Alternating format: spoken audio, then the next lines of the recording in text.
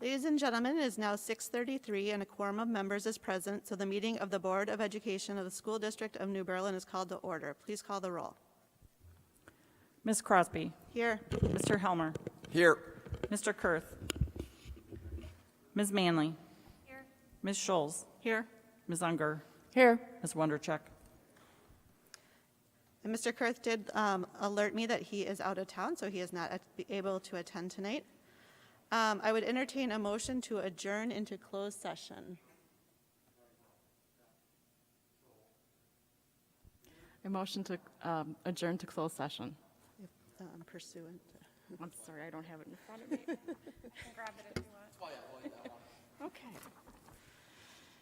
Let's see. I move to adjourn into closed session pursuant to Section 19.85 1CE and F of the Wisconsin statutes to consider A, approval of closed session minutes of July 27th, B, employment performance and compensation matters pertaining to staff. Just a point of correction, it's August 10th as the minute notes, just so it reflects.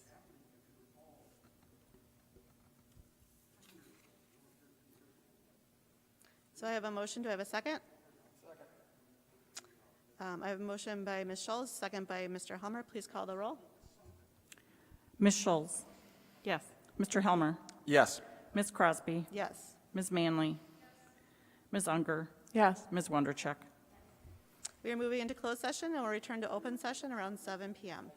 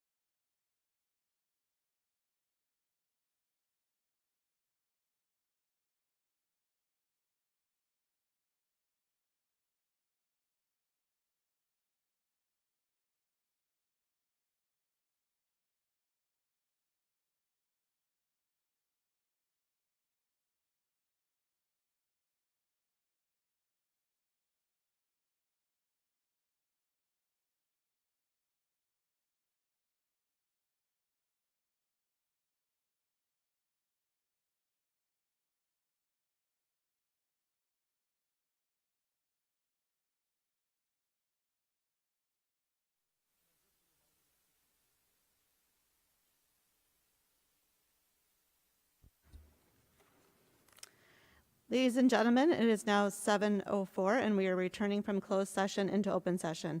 In recognition of the serious and important nature of our efforts here, we will join in the Pledge of Allegiance to the flag. Please rise. I pledge allegiance to the flag of the United States of America and to the republic for which it stands, one nation, under God, indivisible, with liberty and justice for all.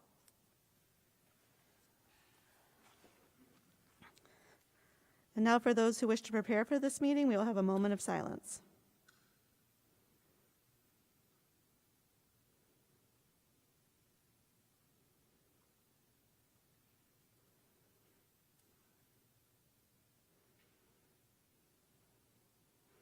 This is a public meeting of the Board of Education. Prior to this meeting, notice was given to the public last Friday by providing the agenda to the City Library. The agenda was also posted on the district website. A copy of the agenda was forwarded to the Journal-Sentinel, the Waukesha Freeman, and the Waukesha Now, all of which have filed requests for all public notices. Next item on the agenda is privilege of the floor. This, due to our current extenuating circumstances, any persons who wish to address the board via email versus in person may submit their comments. We do have 2 of those tonight. When you do that, please include your name and address above your comments. And during this portion, we will be reading those to the record in accordance to our policy.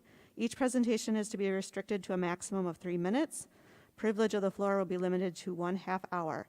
Presentations are not to be designed for purposes of engaging others in debate in this forum, and discussions of certified, classified, or professional personnel or of individual Board of Education members shall not be considered an appropriate topic for this forum, and the speaker will be ruled out of order. From Jackie Thiering at 1615 South Coachlight Drive and orchestra teacher at Orchard Lane and Elmwood Elementaries. I am writing to seek clarification on New Berlin's policy on what would necessitate switching from our current in-person plan to an all-virtual plan, and what criteria would have to be met to reopen.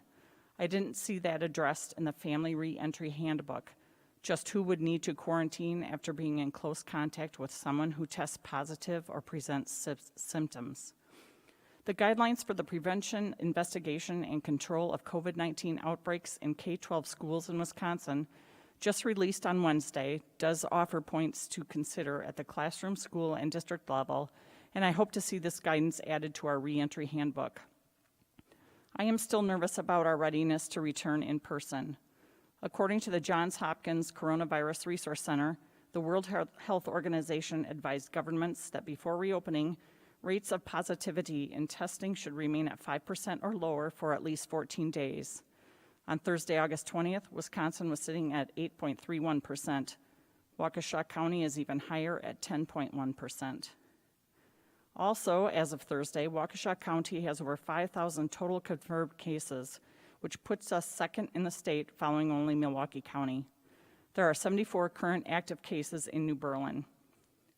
On August 10th, WEAC Region 7 publicly released a report card on the safety of area districts' return to school plans. It rated reopening plans based on several criteria, including a phase-in to in-person learning, an established and public reclosing matrix, minimum thresholds for air circulation and quality, accommodations for vulnerable staff and students, substitute availability, and more. While New Berlin wasn't included in this document, all the districts planning a full 5-day in-person return, such as Franklin, Greendale, Oak Creek, and West Bend, scored an F. Since then, Oak Creek changed its plans and decided to go for an all-virtual start. I'm glad New Berlin offered families a virtual-only option and that at least some teachers are able to teach virtually, but I'm still worried for the many students and staff who will be returning to buildings in 2 weeks, and for their families and extended families.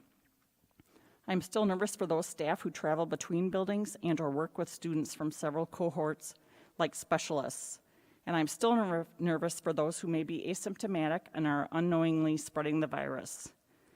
I know we will do our best to follow safety measures and stay home if we're sick, but I'm continuously reminded of the quote, "In the end, it will be impossible to know if we overreacted or did too much, but it will be quite apparent if we underreacted or did too little. I just hope when looking back on this time that we don't fall into that second category. Thank you. Tough to breathe, mask. From Brenda and John Letelier at 17,000 West Sundown Drive. Dear School Board and Administration, many families would like clarification of the commitment New Berlin School District is making regarding what COVID-19 stats or criteria would lead the district to proactively switch from the majority of the students being in person with some virtual to hybrid with virtual or to all virtual plan. And many would also like to see what criteria would then have to be met to reopen. We didn't see that addressed in the Family Reentry Handbook. Are you following the guidelines for the prevention, investigation, and control of COVID-19 outbreaks in K-12 schools in Wisconsin? Waukesha County and New Berlin within it are both high in the number of cases. We are above what organizations like WHO and Johns Hopkins recommend as safe to open. While we chose virtual learning for our son for first semester, we have concerns for other students, for our teachers and district staff, and for our entire community. We feel there should be published plans ahead of opening regarding what the district's thresholds for infections will be. On social media, it seems that opinions and wants are shifting away from the July survey results for both district families and district employees. The community seems less confident about the full open based on the current situation. Therefore, ideally, SDNB has the plans in place to react swiftly to adapt based on COVID-19 data, based on science, and does not just wait for the county or state to force a closure. In speaking with other families that chose virtual, many felt strongly enough about the health risks of COVID-19 that they would have gone to other online school options outside the district if virtual had not been offered. This would probably be the case second semester as well, if the situation is similar to now in the number of cases and lack of proactive response plans. Thank you for your time and hard work. And thank you for everybody that takes the time to email us and let us know your thoughts. Next item is the president's message. So I wanted to just remind the board, based on our policies, I just want to remind everyone that we adhere to Robert's Rules of Orders while conducting our business as a board. Per Robert's Rules of Order, each member has an opportunity to speak and to do so without interruptions. I would also ask that each member be respectful of time and each other in participating in debate. And if you look at Robert's Rules of Order in the handbook that we have, it's Chapter 4, Debate. It says that no member shall speak more than twice during the same day to the same question, nor longer than 10 minutes at one time without leave of the assembly. And while we do not always adhere to that portion of the rules, I do think it's best interest of the entire board that we are mindful of time and the amount of debate for each question or motion, and that we do not interrupt each other's while we are in making our statement to the board. I welcome feedback from the entire board to ensure we are having productive and respectful debate as we work through many difficult topics. So if you have any feedback in how we are performing or going about adhering to Robert's Rules of Order, please let me know. We'll move on to the superintendent update.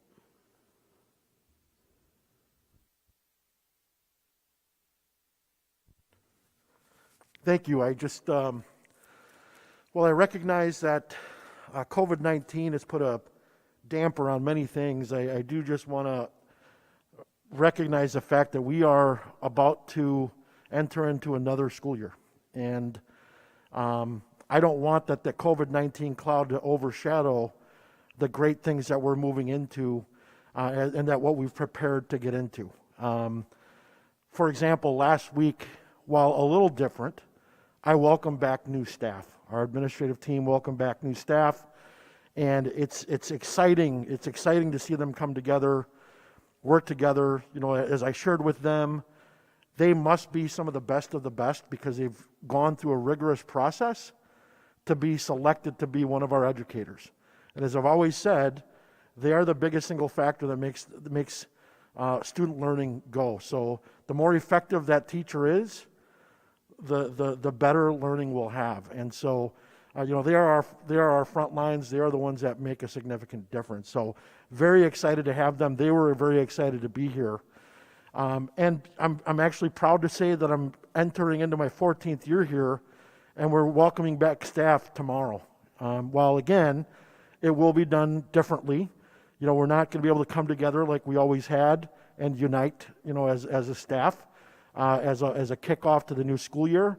We're going to do it in a different way. And I know that our staff will be ready to enter into the next school year regardless of what happens. As we ramp up, as we've said, our goal is to get to face-to-face learning, and that will continue to be our goal. And so we're going to ramp up. We're going to provide additional training for staff, and then we're going to, do some hybrid for at least a couple of weeks, and then we're looking forward to welcoming back all of our students and getting back to the work that we do, which is educate kids. And we're very excited about that. So, things are starting to come together. I mean, it's again, another new school year that we're very excited about. Now, mind you, while we delayed school pictures at the elementary, school pictures will be done. We did have school pictures at Eisenhower and West. And so it's nice to see kids back into the schools. It's nice to see our staff back in schools. I'll mention later that today was our first day kickoff for all of our what are considered low contact sports for this fall. And so while we have done workouts throughout the summer, we're now officially starting the seasons for those low contact sports. So again, we are starting to roll back into this next school year. And again, I don't want things to constantly be overshadowed with this notion of COVID-19. We have to accept the reality, and we need to continue to press forward and do what's best on behalf of our students. So we're really excited about the next school year. Thank you. The next item on the agenda is the district reports. Are there any items that should be pulled out for separate consideration? Mr. Helmer, can you please read the donation report? I can. New Berlin West High School Football Boosters Club purchased cold weather capes, pop-up dummies, and hand shields for $4,800. New Berlin Swim Community to support the pool projects, $1,529.73. New Berlin Wrestling Booster Club purchased wrestling uniforms for $2,880. Thank you, and we're very appreciative of all our donors. The next item on the agenda is our consent agenda. Are there any items that should be pulled out for separate consideration?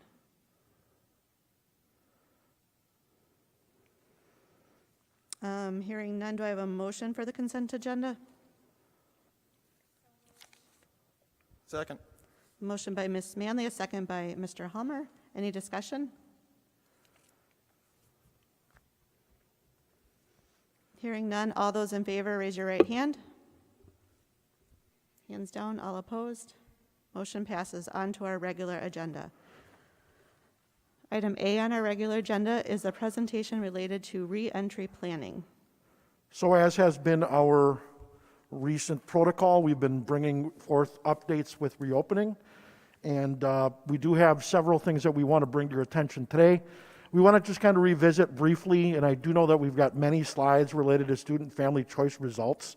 I'm going to highlight those, and I'm going to really try and get through those so that we can get to some of the other items that are sort of top of mind on some of the board members as well as members of the community.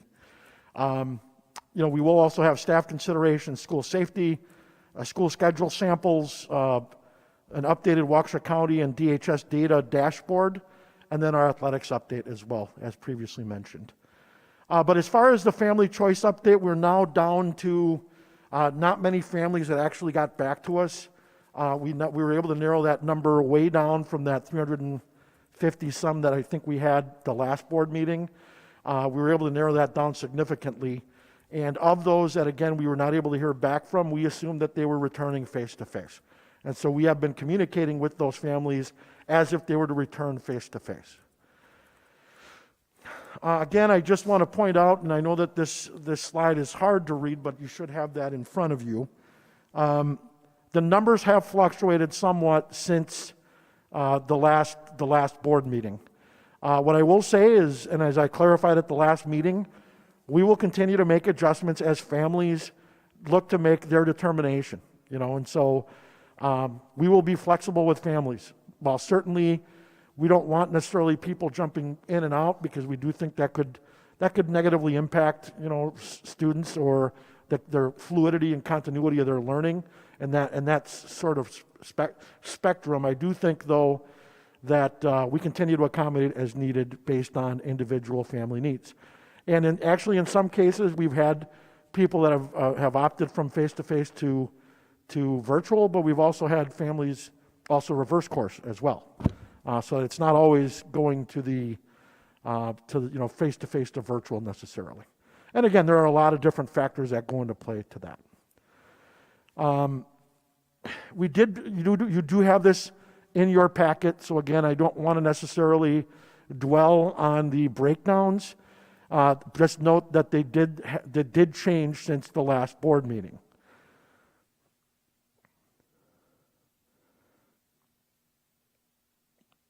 And again, we also did update the students with disabilities by school as well. Now, I do want to provide a general update related to staffing, and we did mention that we need additional staff in order for us to get to our face-to-face model and make it effective and efficient. And based on some of the changes, we're looking for 2 secondary student learning assistants to help with our virtual option, of which, as of right now, we do have 1 of those 2 positions hired. And as I understand it, we have a couple pretty good leads to fill that second vacancy as well. We do have 3 health room assistants that were hired of the 6. Again, as mentioned at the last board meeting, we are looking for health room assistants to help us monitor the isolation areas should a student or a staff member be identified with having some sort of symptoms related to COVID. And we do have 3 of those 6 positions filled at this time. And again, Nicole and her staff are working diligently to fill the other positions. And we do feel confident that we'll have all those positions in place. And please note that these 6 assistants will support our school district nurse, Pam Jesse, who will have a direct line with the county, as well as myself. And then we will look at considering additional staff needs as necessary. So as we enter into this unknown, we believe that we are as prepared as we need to be with the staffing that we've proposed. But should things change, we will certainly bring those any adjustments to the board as soon as we are able. Additionally, I did want to just mention some of the impact that the corresponding selections, as far as what students and their families had selected for face-to-face versus virtual. As mentioned before, they continue to fluctuate on a day-to-day basis, literally minute by minute. We also, don't forget, have just new registrants. So like in any year, you've got new families coming into the district, and then even there it's like, okay, you're a new family, or you're moving out, or you're a new family. Which option do you want? And that's constant. And so we do have certain schools that have more of a higher turnover rate just because of the rental properties, and so you've got some month-to-month type situations there that there is more attrition. And so again, we continue to not only experience that naturally, but also certainly kind of ramped up based on everything that we've got going on. Section reductions were made to allow our classroom teachers to teach virtually to cohorts of students from across the district. I want to clarify that we committed to our families that our staff members would be the ones educating our kids. I do want to further clarify that we did say what we did last spring was not the virtual option that we will be providing this school year. And so we've made every effort to train up, to utilize our own staff, and to continue to train our staff to get them ready for what we're going to be moving into. While I will provide more detail here in this presentation, I've been asked by Kate, which I think it's a great point, that we need to specify with a little bit more detail on what, say, like a virtual learning schedule will actually look like. And so we are literally working as we speak. Brady Reinke will be meeting with all the new they're not new teachers, but the new virtual teachers that have been selected and are either self-selected in or were identified to be able to, they need to have some sort of, based on their caseload and their families, they need to have some sort of flexibility to kind of determine what that schedule will be, based on certain needs.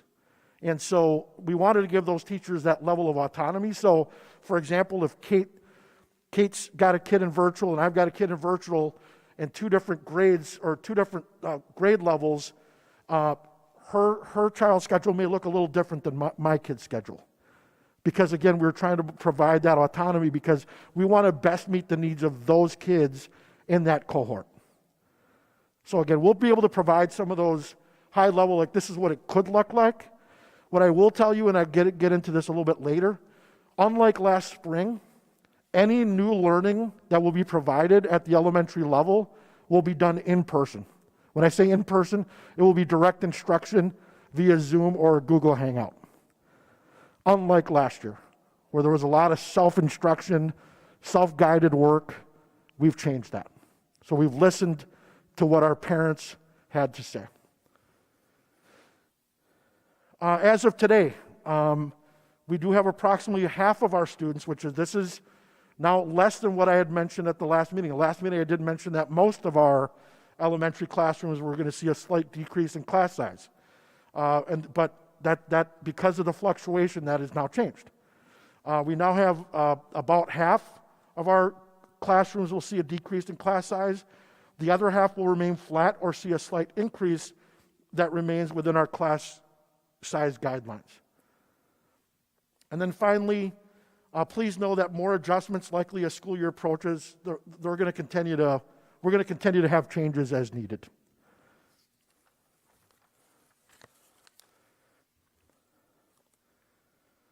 We do have updated information that we wanted to provide, specific to, for example, just safety in general. Specifically at the elementary, we will have teachers space out individual desks to the best of their ability to space out between 3 to 6 feet. When 6 feet of social distancing cannot be achieved, it is recommended by the CDC and the county and so on that all individuals are masked. Therefore, all SBNB students, staff, and visitors will be masked at all times, with exceptions, to comply with these CDC recommendations. So again, when you're not able to properly social distance, that's when masks come into play, but because we're already wearing masks, we'll continue to do the best that we can with social distancing and keeping, spacing and so on and so forth. But because we're wearing masks, and again, I'll get into this a little bit later, if we do have to have mask breaks, kids will have to be socially distanced in order to do that, and also other limitations. For students who need to sit at tables or side-by-side desks, there will be plexiglass dividers installed. We do have pictures, and I'll show those to you here shortly as to what that could look like. Each elementary classroom will also have a 4-section plexiglass divider for small group work. So for example, if we've got, unfortunately now we're going to have rows just like you see here. You're going to have a small table, at some point, some part of the classroom, so that teachers can confer with small groups. When they are in those small groups, they will have not only their masking, but also these plexiglass dividers. And then additionally, teachers will be issued a couple of 3-piece individual plexiglass dividers for conferring with students on a 1-to-1 basis. So again, not only do you have social distancing protocols, you also have masking protocols, and then we're also using plexiglass as another measure as well. As mentioned previously, as I mentioned before, we've got kindergartners. Originally when we went forward with masks, we weren't going to require them of kindergartners through 3rd grade, just because of the practicality of it. And so we realized quickly that we're going to need to do something to allow for masking breaks for our students. And so we're going to have, certain protocols in place. Students taking a mask break must be 6 feet from another student at least, who is also taking a mask break. Students taking a mask break must refrain from talking, yelling, or being vocal in any other way. that's what our request will be. But again, if they're at a minimum of 6 feet, we should be okay. Typically, if you go and you head into classrooms, I know I've seen prison at school, and you're going to see kids, and when you walk in, and it's been a while for some of the rest of us, kids will be seated next to each other on the carpet, in certain parts of they've got literally like a carpet square, and that's where they get some of their reading time and some of their social time and so on. We need to move away from that, unfortunately. Dramatic play activities will not include dressing up, and then regular hand washing and hand sanitizing will be done throughout the day, and certainly when leaving the classrooms to go to another space in school. Again, I apologize that you may not be able to see it so well from where you're seated now, but where you're at now, this is an example of what a classroom would look like. Certainly not the best model of best practice for learning. We talk about collaboration and integration and having kids working together. Well, we're going to need to do that in a different manner. And so you're going to see, unfortunately, kind of like when I was in school, seated in rows and, in a way where I couldn't touch the kid in front of me or the kid behind me couldn't touch me. We're going to see a lot more of that. But we're going to do the best that we can. And again, given the if our goal is to get back face to face, we need to make sure that we are doing the best that we can and ensuring the best and the most safe environment that we possibly can. And again, if you look at the picture on the right-hand side, because of the fact that we've now moved and tried getting away from individual desks, and even before this, if we had individual desks, you would typically see cohorts of kids or pods of kids together, because that's what you want. You want that interaction. So we've actually started moving away from desks and over to tables. Well, we have to make do with what we have. And so in those circumstances, in those situations, that's where you're going to see where we have to put those plexiglass dividers for those students in those table settings.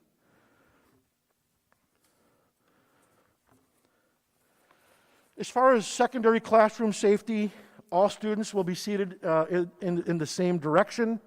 Similar to what you just saw here, you got, this is a great example. When I met with the new teachers last week, I thought it was kind of odd, but like they were all in rows, all facing forward, and it was just different. It's just something that we're going to have to get used to. But students should be spaced out as much as possible in the classroom. All extra desks and tables, so you're going to see some of these classrooms, even like at the elementary, for example, there's stuff taken out of there to allow for us to maximize the space that we have in that classroom. So Andy and his staff have been working diligently with our teachers, to try and figure out, do you really need that bookcase this year? Can we do something with that? Like you typically are going to see sometimes couches or bean bags, or unfortunately we've had to do away with some of that stuff, just so again we can maximize the distance in our classrooms. Classroom doors should remain open whenever possible. Students are expected to wear masks and use hand sanitizer upon classroom entry. So again, with the elementary students, they will be located in their hub, in their homeroom for most of that day. Less recess and less when they go to lunch. And then the teachers will be coming to them in most cases.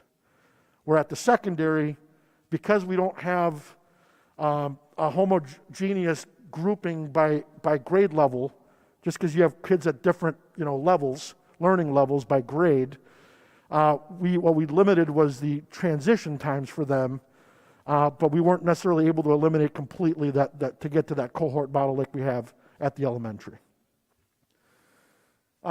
Teachers are expected to teach from a specific location when possible using 3-sided plexiglass barriers, similar to one that I just mentioned previously. When appropriate, distancing from students is not possible. And then finally, again, some of our older kids are going to need to take a mask break as well, at the teacher's discretion, as long as they are physically distanced, 6 feet away from other people when they do this. Teachers are encouraged to distribute and collect information assignments. So for example, Diana is a great example. We no longer are going to be doing paper copies. Not only are we saving the earth, not only are we saving copies, but now we're not touching more documents as needed. And so it's just kind of a new way, and I think it's something that we're going to have to get used to, but and this is actually something that I hope we can continue to do after this, and so just being that much more efficient. Now that we literally K-12 have digital devices, we should be able to do much better with that.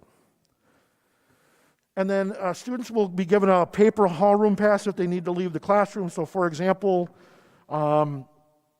some staff use a toilet seat to use as their pass. So people know that that's the pass. Well, we're going to get away from those types of things, and we're going to get to disposable type hallway passes at the secondary. And then staff and students will not share items without wiping them down between uses, and that's actually the same at the elementary.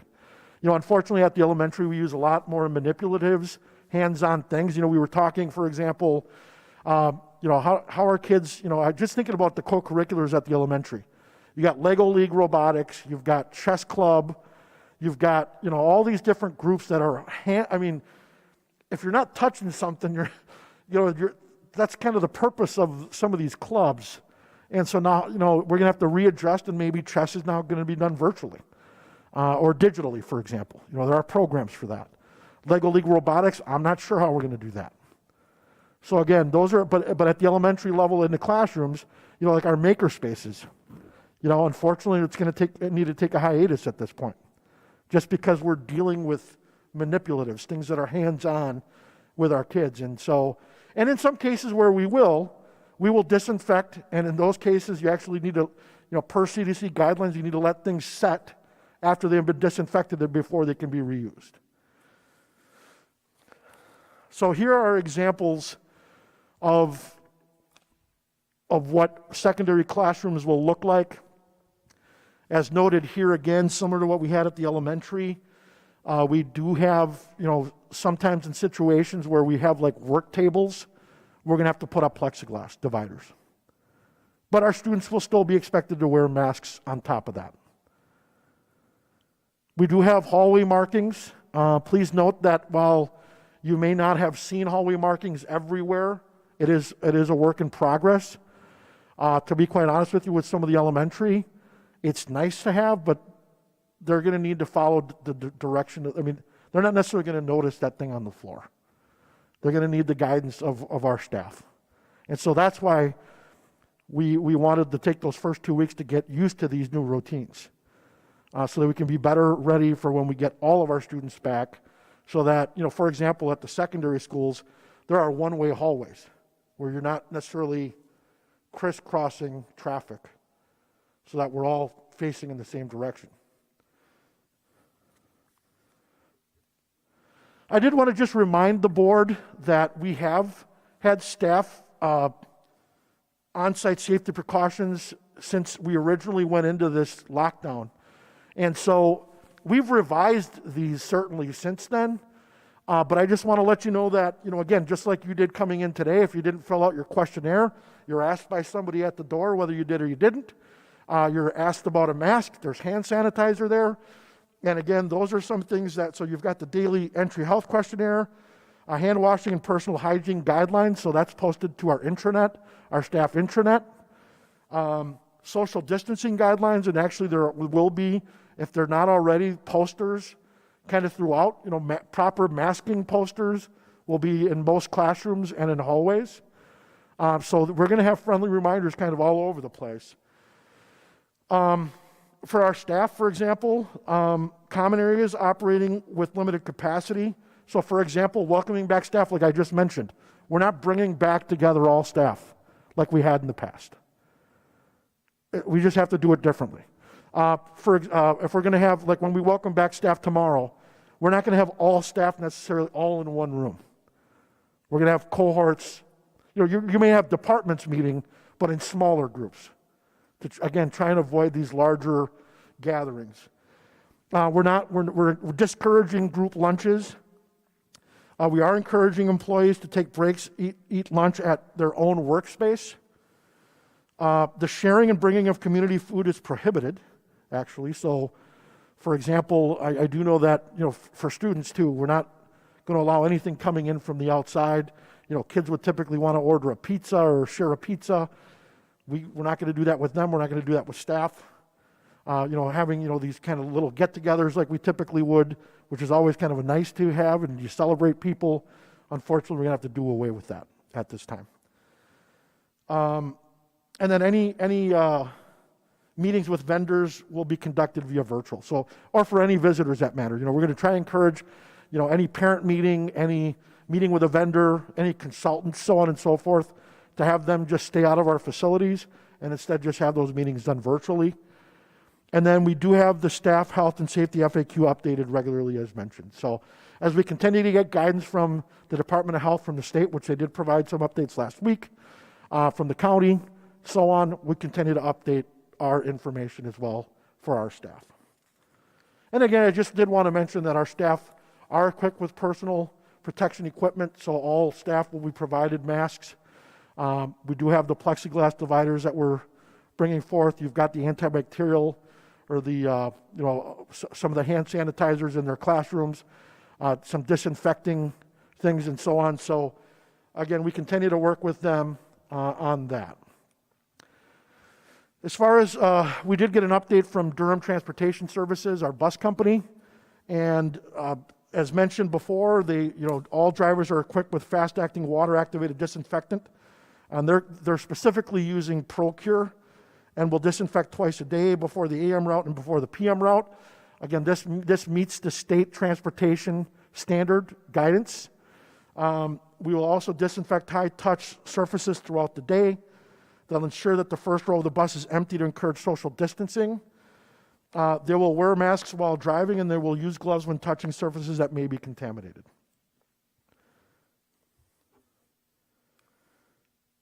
We highly encourage folks to, I've been getting, some emails, or like I'll get a call, and in many cases, a lot of the answers are in this handbook. So we would highly encourage, if you are being contacted, or like us, ask them, have you had a chance to look at the handbook? And if they still, didn't get their answers, then certainly, what we've been doing now, just because at the district level we can't necessarily manage all the incoming pieces, we're now redirecting them back to their school principal, and then eventually their teachers themselves. We did want to provide some school schedule samples, and again, there will be more to come as it relates to this. But I did want to just kind of talk through this, and actually I'm not going to read this to you because this is a pretty heavy document. You do have them in front of you, but this does outline essentially what kind of in-person at the elementary learning will look like and a virtual learning option. We're going to provide a better visual. Kate actually shared with me a visual that it must be from a neighboring district is using as far as okay, lay that out for me as like a schedule, like Monday through Friday, 8 a.m. till the end of day, broken down. What will that look like? And so right now I don't have that visual, but we'll get it. We're going to send that out to families. And again, some of it is just going to be different just based on the teacher that's in that cohort grade level that we have.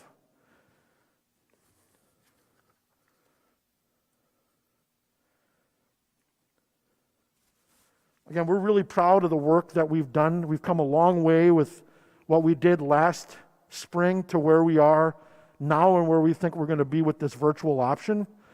Again, we don't want to short our kids just because they chose that option. We want to maintain that level of rigor. We want to maintain that personal connection as best as possible. And we're going to try and meet the unique needs of each of our kids and their families based on their specific need.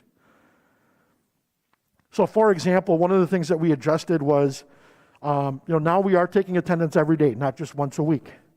Because again, we want to hold that level of rigor.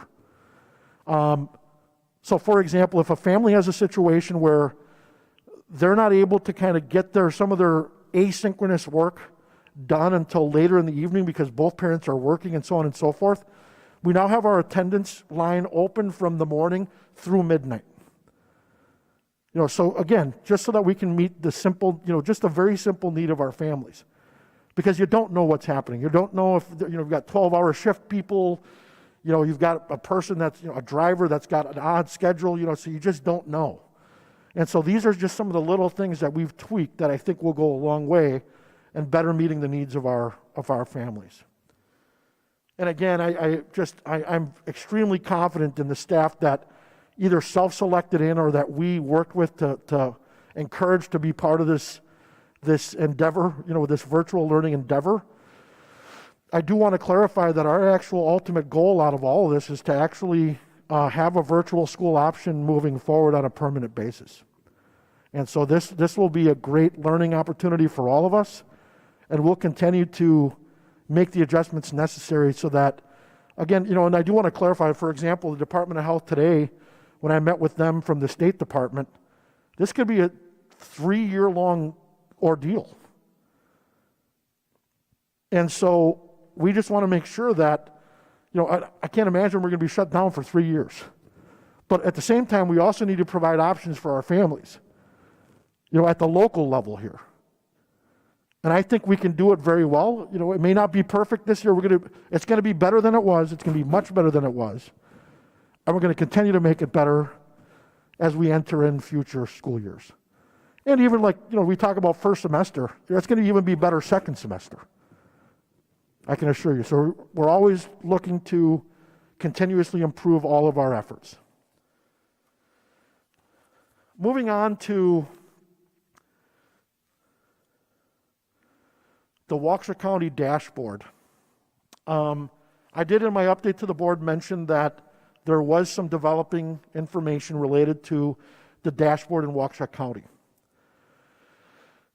Well, as mentioned by a couple of the privilege of the floor comments, I think I myself was really looking forward to some more solid, objective measures and data points that would allow us to just easily maneuver from, regardless of where we're at on the spectrum of learning based on COVID cases and beyond that.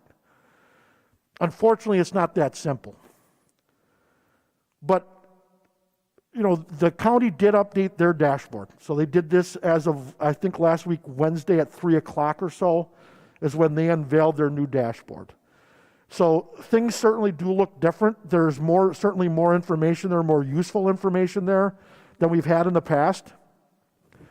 And I do want to also mention that the COVID-19 cases and circumstances will help our districts determine if a class, a grade level, a school, or the district should switch to a hybrid model and or be virtual for any period of time. I want to make a point of clarification here. Even within our own school district, it is possible. Now again, I'm just, anything is possible at this point, right? It could be possible that we would have most of our schools doing face-to-face and one school be all virtual, just based on the circumstances.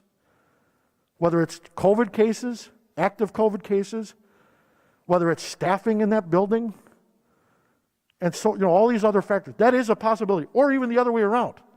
We could have, say, 5 of our buildings fully virtual and one school be open. Or you could have a mishmash of all that. Some hybrid, some fully virtual, and some fully open. I guess what I'm trying to say is our staff will be ready for that, and we are trying to articulate that to our families as well. That this is extremely fluid. There are many factors that come into play. And, now we're talking about our 6 schools. Imagine what Waukesha County is going to look like. Or imagine what Southeast Wisconsin is going to look like. It already looks different based on the efforts of what school districts chose to enter into. It already is different. But I think that's the beauty of local control, and making those local decisions. Here's where it gets complicated. And now we're talking at the community level. The proportion of active cases in school-age individuals as compared to the entire community is now something that's actually being broken out in the new dashboard, which is helpful. But there's a caveat to that, and I'll get to that in a second. Outbreaks or increases at senior living facilities, for example, previously kind of skewed the data because those cases were not school-bearing children or school-age children. The presence of the community spread is something certainly that we need to consider. And it's now actually broken, if you actually go on their website, it's now actually broken out by school district. And then the status of Waukesha County's key indicators, including healthcare system capacity and testing availability, is now there as well. Let me just make a comment before I move into some of the local level factors that come into play. Let's go back to the active cases of school-age children. Well, first of all, let me just clarify one thing. As of last week, Friday, only about 60% of health-related issues to COVID were being reported to the county. That's because Pro Healthcare had not been reporting to the county of their respective cases. What that means is we're missing about 40% of total cases, or of data, 40% of data. I don't know what that data were telling us, but I know that that was missing as of last week. As I understand it, that was going to be updated as soon as possible, that Pro Healthcare would be providing that data to the county. Secondly, if you look at this first bullet point, it talks about, and on this dashboard, it will break it down by school district of active cases of school-age individuals as compared to the entire community. A few things with that. Number one, it has children ages 5 to 18. Please note that some kids that are age 5 are not in school, as well as some kids that are 18 that have graduated are no longer in school. So you have to factor that in. Further, as you know, it doesn't disaggregate it by kids that are enrolled in the public school versus the private school versus homeschool. So you can't just look at the data on that dashboard and make the assumption that based on the numbers on that dashboard, that's the end-all be-all, because it's not.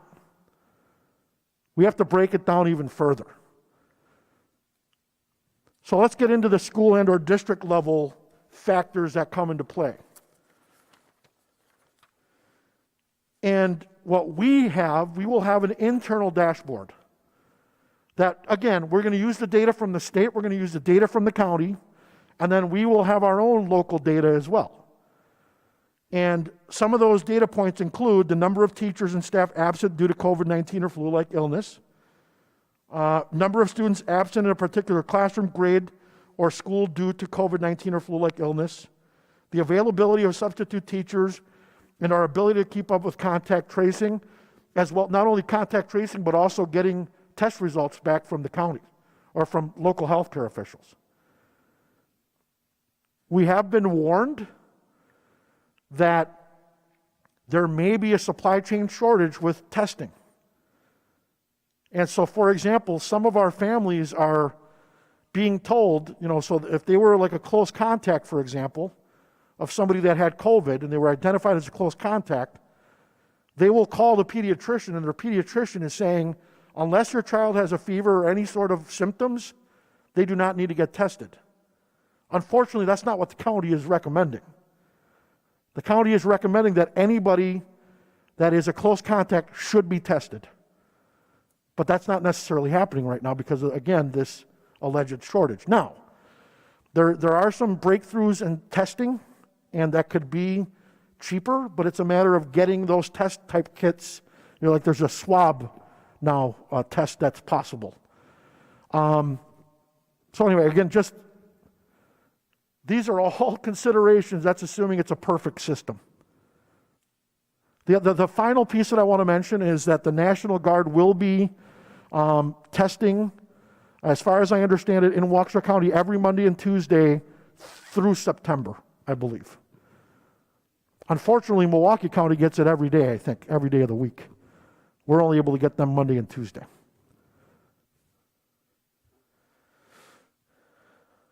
So no sooner than the county sent out those the new dashboard info and data, last week we also received Wisconsin Department of Health Services update related to guidelines for prevention, investigation, and control of COVID-19. Essentially, it's a resource for our health departments. So maybe not necessarily for school districts, but for our health departments. Again, we are working directly with the Waukesha County Health Department. And again, they are taking their lead from the state health department. And again, it includes things like outbreak prevention measures, detecting cases and outbreaks in schools, case and outbreak investigations in schools, and case and outbreak mitigation measures. This was released last week, as I said, and we continue to review to see how it aligns with our and the county's goals and plans. As far as, the question of moving between learning environments and the fluidity of that, the local health departments can use the DHS framework for decisions on moving between various learning environments. Note that this is not an exhaustive list and does not include all factors needing consideration in any given situation. And that's kind of why I highlighted some of those other pieces that, in working with Waukesha County, those are some of the other considerations that come into play at the county level and at the local level, and even at the district level. They do mention, some classrooms and cohorts, and again, considering, temporary halting in-person instruction. And again, we're still trying to navigate through that, and they provide some guidance there. I'm not necessarily going to read through all those items. Again, you can sift through that as you would like. And then also between individual schools, like I said, we are a district of 6 schools, but each school is a microcosm of the larger district. And then within each school, you have different grade levels and different cohorts of kids. And then, here's the district level considerations.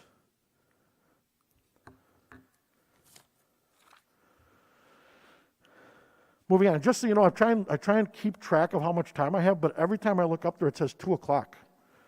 So I just feel like I'm flying through this, and time is just not even, sorry. I'll continue here. Athletics, we did receive updated information, and that the WIAA did announce alternate fall sports season options as of August 14th, where districts can choose if they want to play a traditional fall sports season or move it to the spring. We had a conference meeting last week, Thursday, and in there we were basically split regarding high-risk sports. Not all schools in the conference will participate in every sport. What I can tell you is most of that was broken.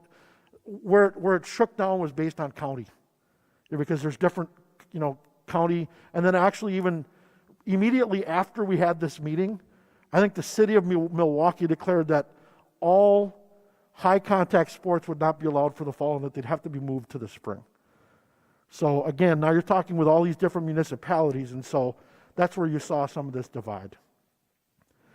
So again, given that, and given our conference, basically, so we took that conversation with the conference. I rerouted that back with our county school districts, and all county school districts are at this time looking to plan on all sports this fall. That would include both low risk and the high risk sports. And then more details related to safety protocols, especially related to spectators. That's kind of a big issue right now, is, where do we limit spectators, if at all? And again, this was something that we were divided on, based on some of the restrictions that are being put out by Milwaukee and Milwaukee County, which are a little bit different than that of Waukesha County. There was a discrepancy there by county specifically. As I understand it, most Waukesha County school districts do want spectators on a limited basis, but we weren't sure to how we would limit it. So for example, one of the biggest factors is going to be the venue size and the venue, whether it's indoor or outdoor. Or for example, you've got your pool here at West, which is much different than the pool at Ike. Or you've got the field house here versus the Ike gymnasium. So, will we consider, and these are questions left unanswered at this time, but, will we consider having all swim events at Ike so you can have more people at it? I don't know. Do we have, most of our boys volleyball events, because we have a combined team, Ike and West, will we have all of those here rather than at Ike and West? Well, we typically wanted to split them both, right? Because you've got kids represented from both sides of town. Same thing with wrestling, for example. But, in order now to accommodate for more people, what do? For outdoor venues, now you've got like football and track where you've got a bigger outside venue, but would you still limit it? And then, another big question is, do you limit it to only home spectators versus home and away spectators? So again, there are a lot of layers to that. We'll continue to work through that with the conference in the county, and we'll certainly, again, our goal is to have spectators, but to what degree is the biggest question. But we think a lot of that will be driven by the venue itself. Whew. Again, there are more details to come. Again, we do plan on having a virtual, like a better visual of the virtual schedule that I can share with both the board, and we want to get that out to families as soon as we pull that together. It may actually be very specific to the kids, Kate. So, like as we have them, we may say like, this is what the 6th grade virtual learning, this is what it could look like, which could be different than say 1st grade. So, yeah, I know the teachers are doing the like September 2nd meet and greet things. I feel like maybe if it could be shared teacher by teacher with the families that Yes. day so that they can prepare for the following week what their schedule will be at home. Sounds good. I think we can certainly do that. So I know we weren't planning on making a motion, but because this is a discussion and we do want to talk about the reentry plan, I would entertain a motion to approve the reentry plan as presented. Second. No, you have to make the Oh, motion. sorry. So moved. All right, so we can begin discussion on this. Does anybody have any items for discussion? Susan? I just have a couple questions. Joe, thanks. This is so thorough, and it keeps changing, and to your point, flexibility, and, every day brings something new. So thanks to you and your team. It's very impressive and thorough. Just a couple questions. So under the online, which is wonderful that attendance will be taken, is that at both the certainly elementary, but also at the secondary? Was that incorporated Yes, on a daily basis? it will be on a daily basis, which again is different than what we had done in the spring. Fantastic. I think that's critical. Will there be tracking of performance for those that are in school versus those that are virtual, so we can see what those gaps are, or make sure that there's that Yeah, so alignment? one of the things that we worked very hard on was to make sure that whatever it was that we were offering in school, like that scope and sequence, was being followed by our virtual learners as well. So that, for example, there wasn't like a bifurcated, because some of these kids are going to be back in school, whether they choose to do it for whatever reason, say a month from now, or say come semester. I can't have these kids that are learning virtually at a different place than I do have the kids that are in school. And so we made that determination early on that we needed that scope and sequence to be very tight. And if there was any discrepancy, that we would get on top of that right away. Now, what I will say is, with 80% of our kids in school, instead of 100% of our kids out of school, we're really only dealing with 20% of our population virtually, so we'll be able to dig down a lot deeper than we were able to do last spring, when we didn't have any kids in school. So, and again, those are some of the things that we are working with our staff on, like, especially at the secondary, where you kind of, like at the elementary, we think it's a little bit easier to kind of keep tabs with those kids, but at the secondary, sometimes you're going to start, you lose actual contact with some of these kids. Now, there was less than a handful last year, but that's, we got to be worried about that we're not, and that's why we also made the adjustment, like with our seniors, for example, limiting their coursework to the requirements, so that, they weren't taking these unnecessary courses. Now, first of all, it allowed us to reduce the class sizes, and then secondly, it allowed them to free up so that they only had to focus what they had to focus on. But again, yes, we will work diligently to make sure that, because the goal really, Susan, is to make sure that a kid can go in and out at any time, and that, sure, there's going to be some transition, but to make that as seamless as possible. Excellent. Perfect. And then my other last question was the certifications like CNA and, the computer support, are those still in play as we go back to school? I'm sorry, can you, I didn't hear. Are those programs still going to be in existence, like the CNA? Yes. So we did have the CNA class start, we did have the summer cohort this year already. Okay. We will continue to do that.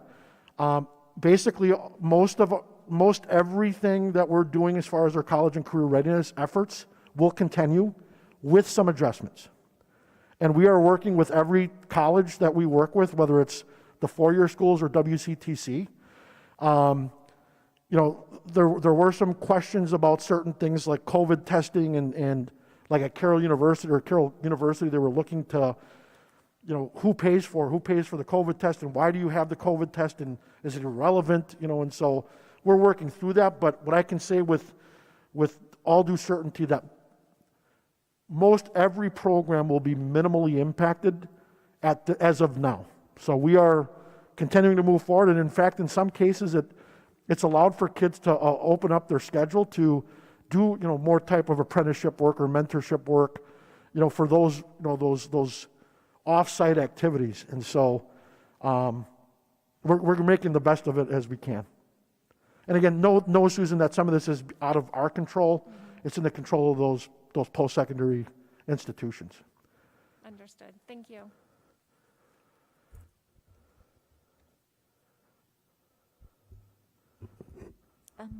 I have a few questions, Joe. First, I appreciate the fact that you're going to be working on a dashboard for us. I think that's going to be a really helpful, tool for everybody to use. So thank you for getting that going. I did have two sets of questions. The first is about teachers who we're going to have, based on your presentation is very thorough. I appreciate that. But we're going to have, teachers quarantining or teachers sick or, throughout the course of time, I would imagine. So my question is, for those teachers that have to quarantine, how do we handle that from sort of an employee standpoint? Because if they're just quarantining but they're not sick and they're able to teach, are they going to then be virtual teachers? Or are they going to get some additional allowance for sick leave? Or, you know what I'm saying? Because that's not, we don't want them to stay, we don't want people to be dishonest about, having been exposed or whatever. We want them to be honest so we can stop the spread. But we don't want them to get penalized, I would think, for being honest by having to be out. So I'm imagining that you've thought about this issue. Yes, we have. Okay, where's that at?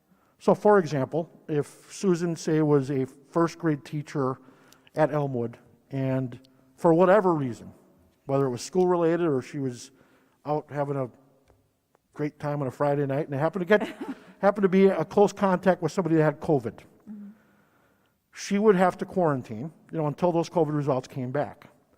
And as of right now, and again, depending on the situation, Susan would be quarantined at her home, but she will still be providing direct instruction to our students in those classrooms. But we would have somebody in that classroom supporting the kids physically, while Susan was providing the direct instruction virtually. Okay. So that's one example of how we would handle that. Okay.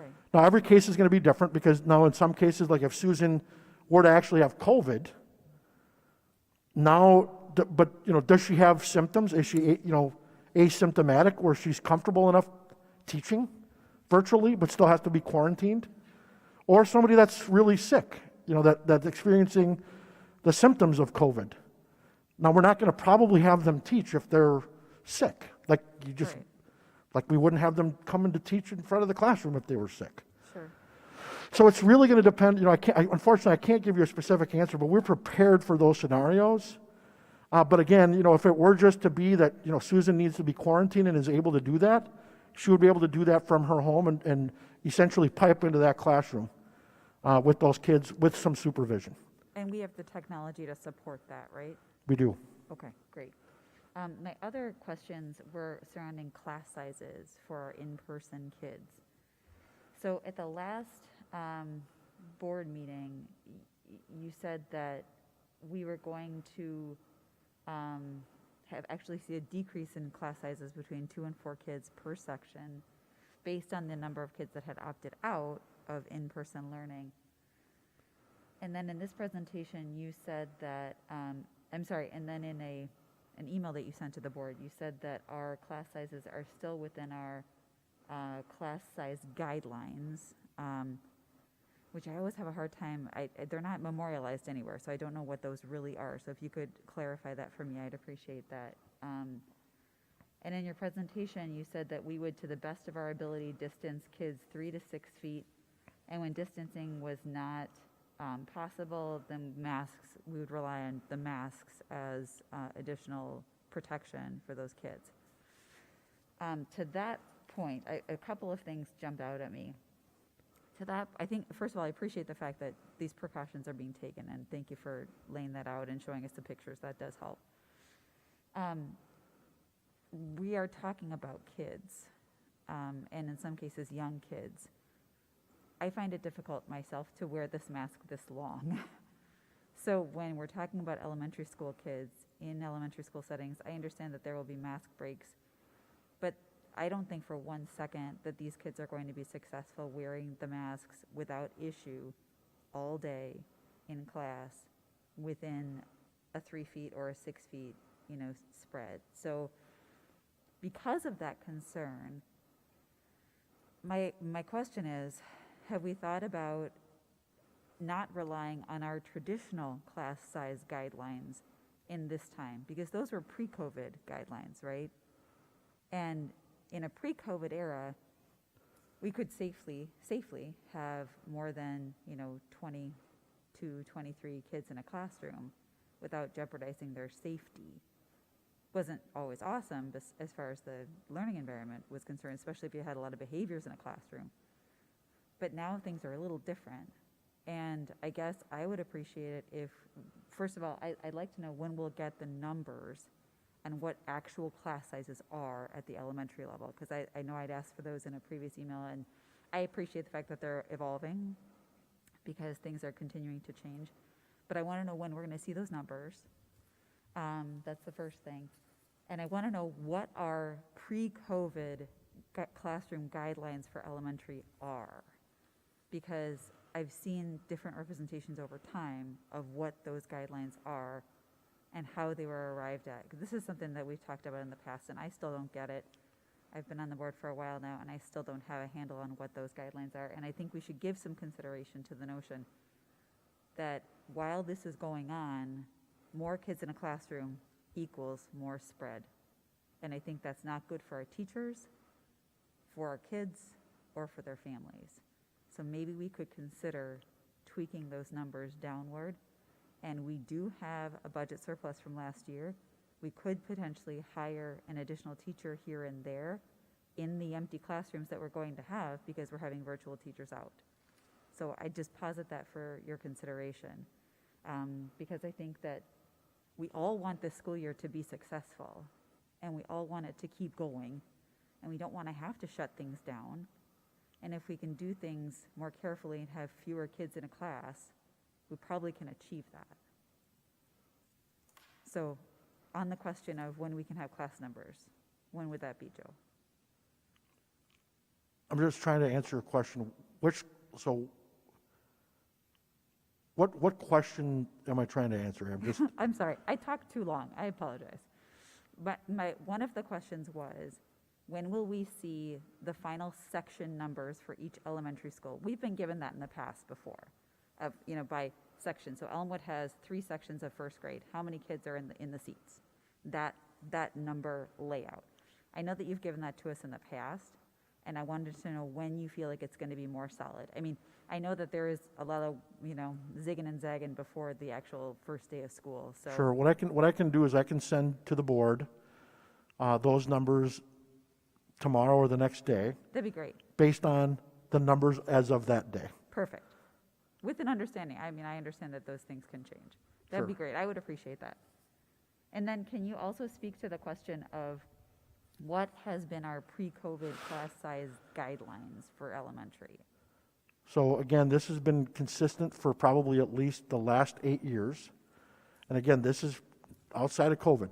Sure. These are the numbers that we've used for open enrollment. These are the numbers that myself and our administrative team have used, Yeah. and it hasn't changed. Okay. So it's less than an average of 30 students, grades 4 through 6, Less than 30. and less than an average of 25 in grades K3. In grades 3, there is some variability depending on the specific class. and the needs of that class. So if we've got students with disabilities in there or at a higher rate, or students with different needs.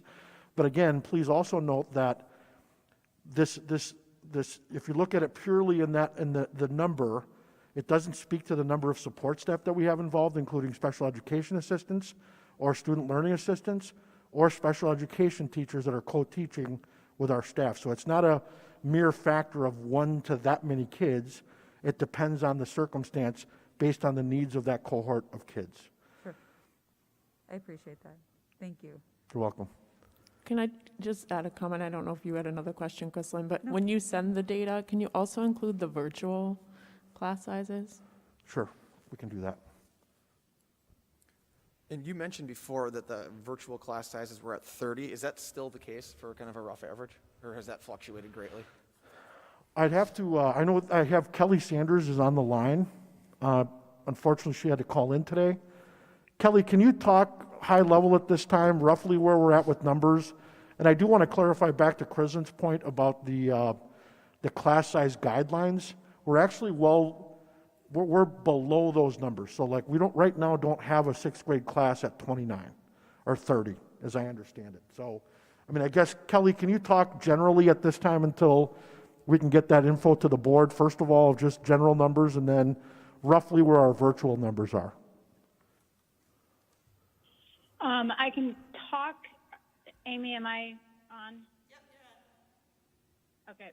So I can talk right now about our in-person sections. Our largest classrooms, 3rd through 6th grade, are at 26. So that's below what we usually have as a threshold for 3rd through 6th. And our largest face-to-face class, K through 2nd grade, is at 24. So we're within kind of the size that we usually are. Virtual sections, we're still in the same ballpark as those. We did feel that if the virtual sections needed to go up a few more students, that would be something that we would support because there's a little bit more flexibility in the day. That teacher can do a lot more with flexible grouping throughout the day, kind of creating some smaller sections to kind of support as we go. Right now, our virtual sections are running high side 30 and low side about 23. So Mitch, does that answer your question? And again, what we'll do is if those numbers continue to climb for whatever reason, we're going to try and find additional ways to support that. You know, kind of like the fact that we had to hire the 2 SLAs or student learning assistants at the secondary. It allows for them to support the kids. So, for example, one of my kids received extra support from a learning assistant, you know, because of the need that he or she had, and got that additional support. So, you know, so that's how we're able to support that. So it doesn't necessarily mean an extra teacher. It may just mean an extra layer of support. So one of the things that we've decided to do this year is, you know, we've determined that it's got to be all hands on deck. So we have like our learning coaches, you know, our instructional coaches, whether it's our digital learning coaches or our math coaches or our literacy coaches, like they may have to step out of their typical role to provide support as needed. So that's something that Kelly and her team, and you know, that was the expectation all along, is we need to, you know, whether it's, we've even talked about, you know, you talk about substitute teaching shortage, like you may see me in a classroom, you know, I mean, but that's kind of the mentality is we've got the resources, right? How are we going to manage to continue to make this, you know, as best we can and still maintain the integrity of the program. So, I know we're not allowing guests in the school, but if you are teaching a class, can I get a special pass to come in and attend that one that day? no, we're going to go back to that, the rule that you approved that said no visitors. So I wouldn't want to break that rule that you had approved. You are a rule follower. Is there any other discussion? The only thing, Joe, that I'd ask you to send also, I think, I actually may have it somewhere in my files, but I wanted to look at how the class section sizes compare to like last year's sections. Do you have that information available somewhere? I'll dig for mine too, but if you could check and see if you had it, I would appreciate that, because I think that that's something that we have to take a look at when comparing, because comparing, or just looking at the data in the vacuum for this year may not be as illuminating as looking from year to year. We will do that. I just want to point out that, we're going to have to rely on our staff, to enforce these changes. And, we've got great staff, we've got great teachers, and we're ramping up. And that's, I do believe that, I do understand that kids are going to do kid-type things, but they also have to follow the directions of our teachers. I fully entrust that our teachers will be able to get us into these new routines. While it may be a little different, I mean, kids have learned new routines already. My kids, are now not forgetting their masks at home because they've had to do that treacherous walk of shame back to their car to come home to get their mask to go back to where they were. And so, and I'm talking, 16 and 17-year-olds here, but, even, things have changed, and we have to unfortunately make the adjustments, and I do believe that our staff will support us in those efforts. Yes, we may run into situations where we may have some situations where kids are just, we're not getting them to follow the directions or that classroom management that we want, but we've got great teachers that will help us manage that as best that we can to minimize that. And then again, you have to factor in all the pieces all the extra precautions that we're taking that we typically wouldn't. And so I'm really happy with where we're at. I'm happy with our plan to ramp up, to give the teachers that proper training on the front end, and then 2 weeks to ramp up before we fully integrate. And we'll learn from those first 2 weeks on what we need to do differently. And again, I just, really look forward to getting our kids back and doing the best that we can for them. So I appreciate your support, and certainly we'll get you that information, Kristen, to the full board. Thank you, Joe. I appreciate it.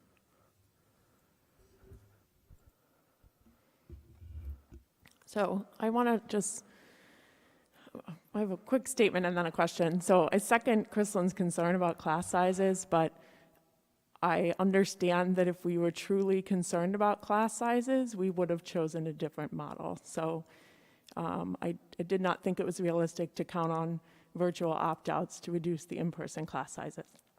Then my question is regarding re-entry after virtual learning. So, and I know it's premature because we're mostly talking about first semester right now, but looking ahead to second semester, if there are students that want to return to in-person instruction, but not their whole virtual class wants to return to in-person instruction, how will we absorb those students when our in-person classes are already so high? The data will drive that. So, we'll anticipate that we'll absorb those kids back, but unfortunately, I won't know until we have the data in front of us to drive that. Okay, so possibly right now, if there's 2 fifth grade virtual classes and 20 kids want to go back, we might shuffle. One of those teachers will go back to virtual, and the kids from that class who, the virtual classes will combine to one. A teacher will go back to a school, something like that. Right, and again, there's so many factors that go into play because depending on which kids go back, now I may have to hire an additional teacher, face to face, or maybe that teacher was assigned to say Elmwood, but now because of most of those kids came back at say Reagan, I now may have to have that teacher face to face at Reagan. Depending on, it really is going to depend on, and our goal is to probably have a survey done probably a month in advance of say the start of second semester, so that we can do everything that we're doing now again at that time. to be able to plan appropriately, Kate. You know, just unfortunately, until I know exactly what we have to deal with, because you can slice that thing, you know, any given way until you actually have the data of who's doing what, that's what's going to drive it. And again, what I can tell you is we're going to continue to stay within our class guidelines that we've mentioned. So regardless of where we end up, we're not going to have class sizes of 35 face-to-face just because we have to, you know, we're going to stay within that. And so again, like we've said, you know, part of the reason why we've held off on any additional capital maintenance work or, you know, giving raises to the admin and the classified staff is because these are things that we don't know at this time that may end up, we may have to pay more for because we need additional staff one way or the other. But again, we won't know until we actually have the determinations from families at that time. Thank you, that helps. And I just want to say publicly, I texted you earlier, but thank you very much for adding all of this additional detail Yeah. to the presentation tonight. No problem. And again, we'll continue to get the additional things because I think that is helpful.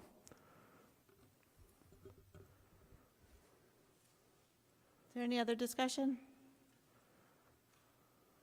Okay, hearing none, I have a motion by Mr. Helmer and a second by Ms. Manley to approve the reentry plan as presented. All those in favor, raise your right hand.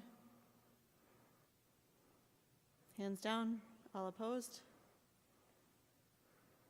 Motion passes 4-2. That moves us to item B, our transportation update. So I had been asked to put this item on the agenda to reconsider our three-tiered system that the board approved earlier this summer. And so I guess I'll hand it back to the board to determine what you'd like us to, well, what you would like us to provide a response to and how the board would like to proceed.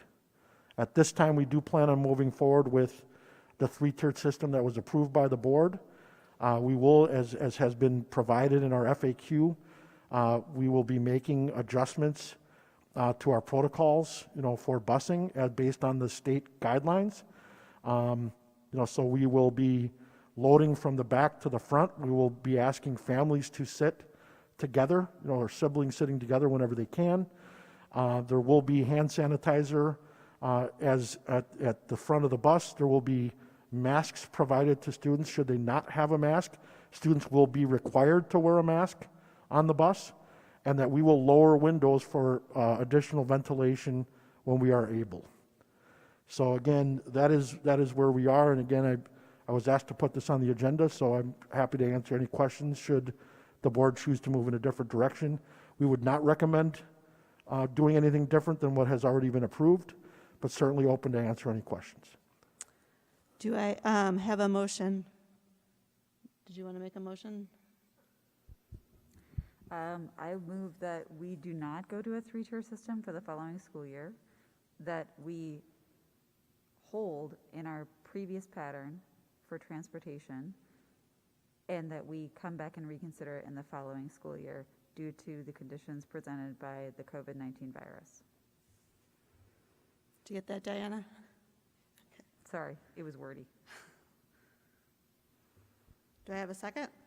I just want to clarify before I second. You're saying don't do the three-tier, leave it at two-tier as it was? Yes. Okay, I will second that. So I have a motion by Ms. Wondercheck, a second by Ms. Unger. Any discussion? I would just say that at this point, I don't think that these changes are timely. I think that if we weren't sitting in a virus pandemic, it wouldn't be as problematic.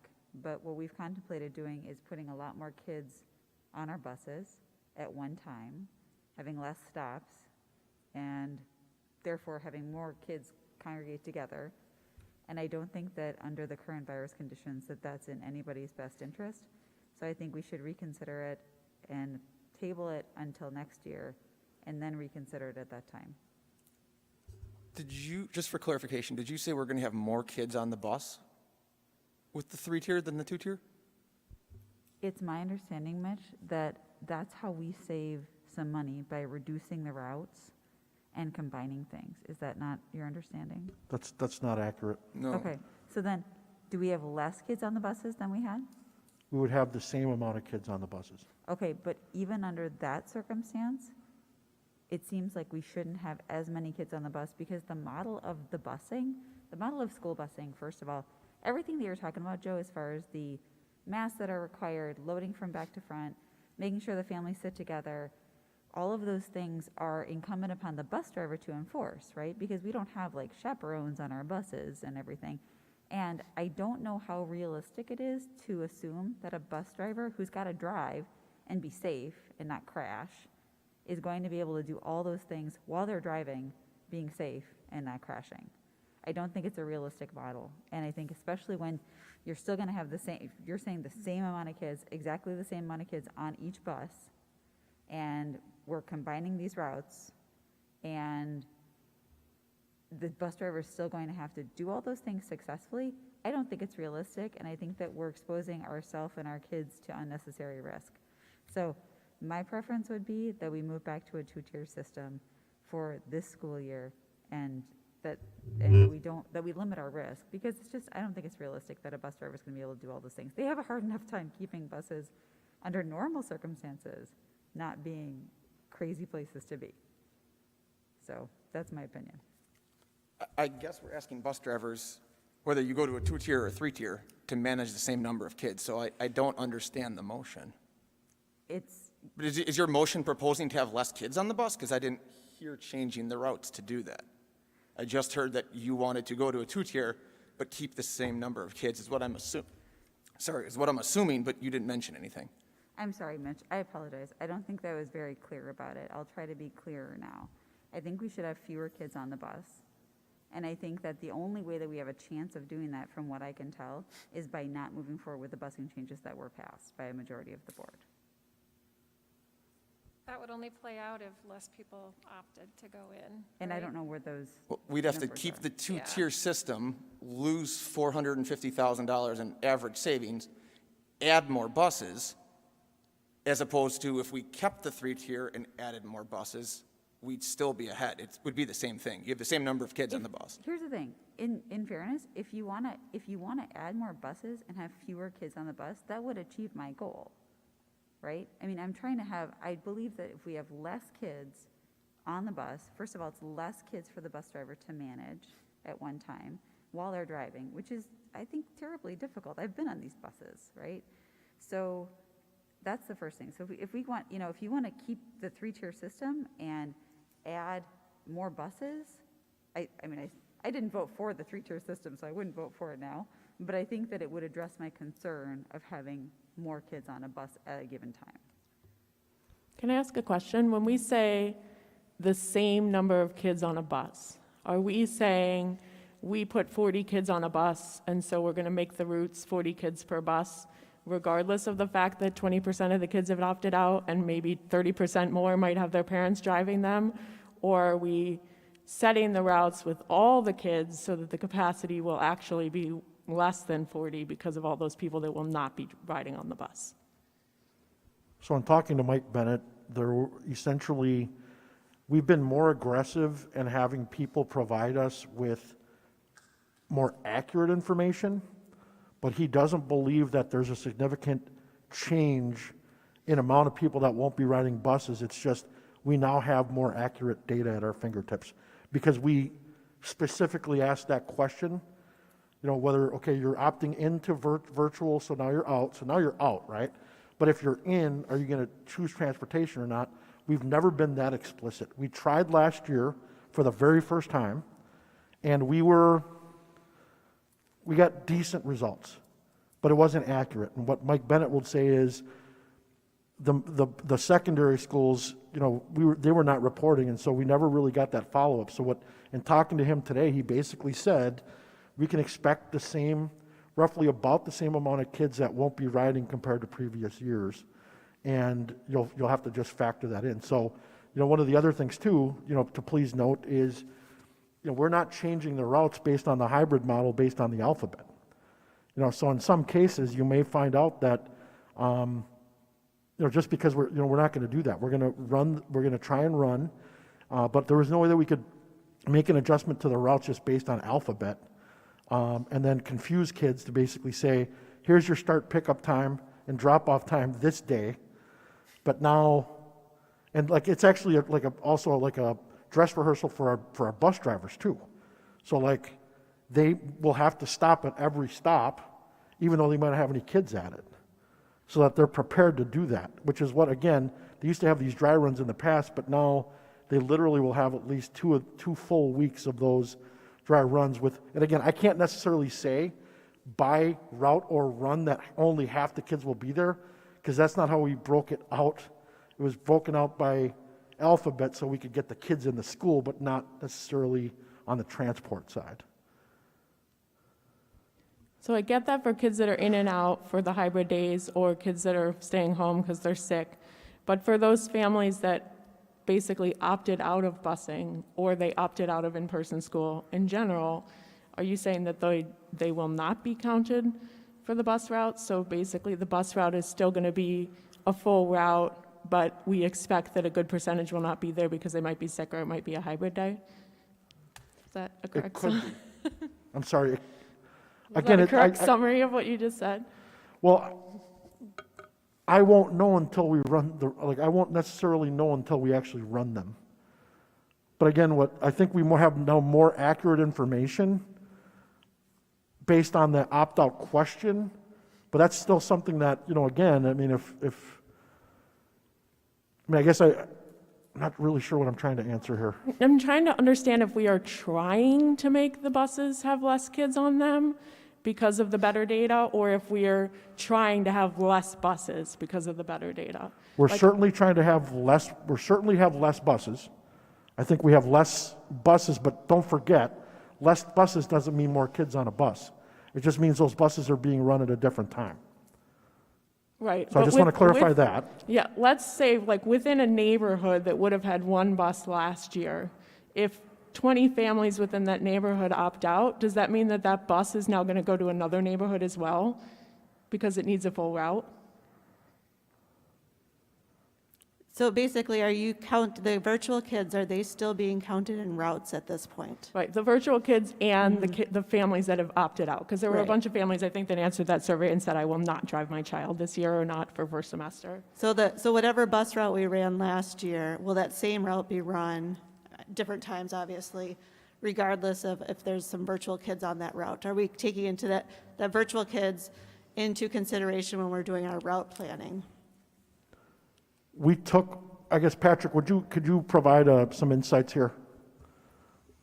So at this point in time, we're taking the students that did not request transportation out, so that, again, to leave them in there is going to give us an unclear number of the students that we actually have to transport. So at this point in time, we're reducing those students or taking those out of the routing to see how many buses we will be required in order to transport the students. Kate, does that answer your question? It does. And I think to Mitch's point about us possibly have made the wrong motion, I think what I would like to propose is that we don't take this as a time to cut buses to additionally save money in addition to making the three-tiered system.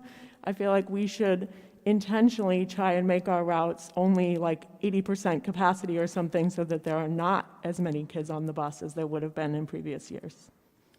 Our buses are at less than 80% capacity as of last year, so that would be an increase for this year, I believe.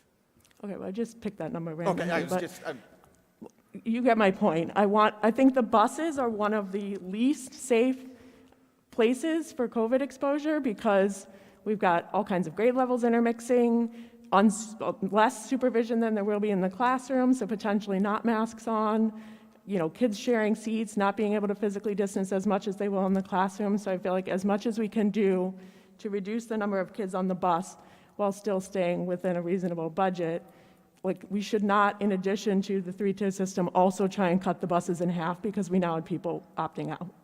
I don't think we're trying to cut them in half. I mean, I stick with where we were before. Parents have opted in to go to school. They've also opted in or opted out to take the bus. We very specifically asked that. So parents are making a decision based on what is best for their families, what we're providing. So I strongly suggest especially with the fact that we've already vetted this, that we stick with our plan. If we need to make adjustments after the school starts, I'm sure we can revisit, but it seems premature to me. I guess one of my questions would we consider, so if virtual is only semester 1 and then they come back semester 2, would we redo the routes then at that point? Is that the plan Yes, then? we would have to. And would you have to re-notify families of Yes. updated times? You might not redo all the routes, you might have to. It depends on, again, Yeah. who, when, where.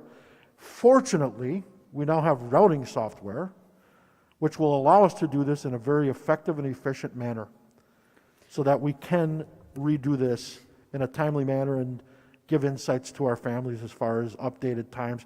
And again, there may be some changes with the virtual kids coming back, or again, this is going to be a moving target, unfortunately, as if people are moving in and out, we're going to just kind of need to make adjustments.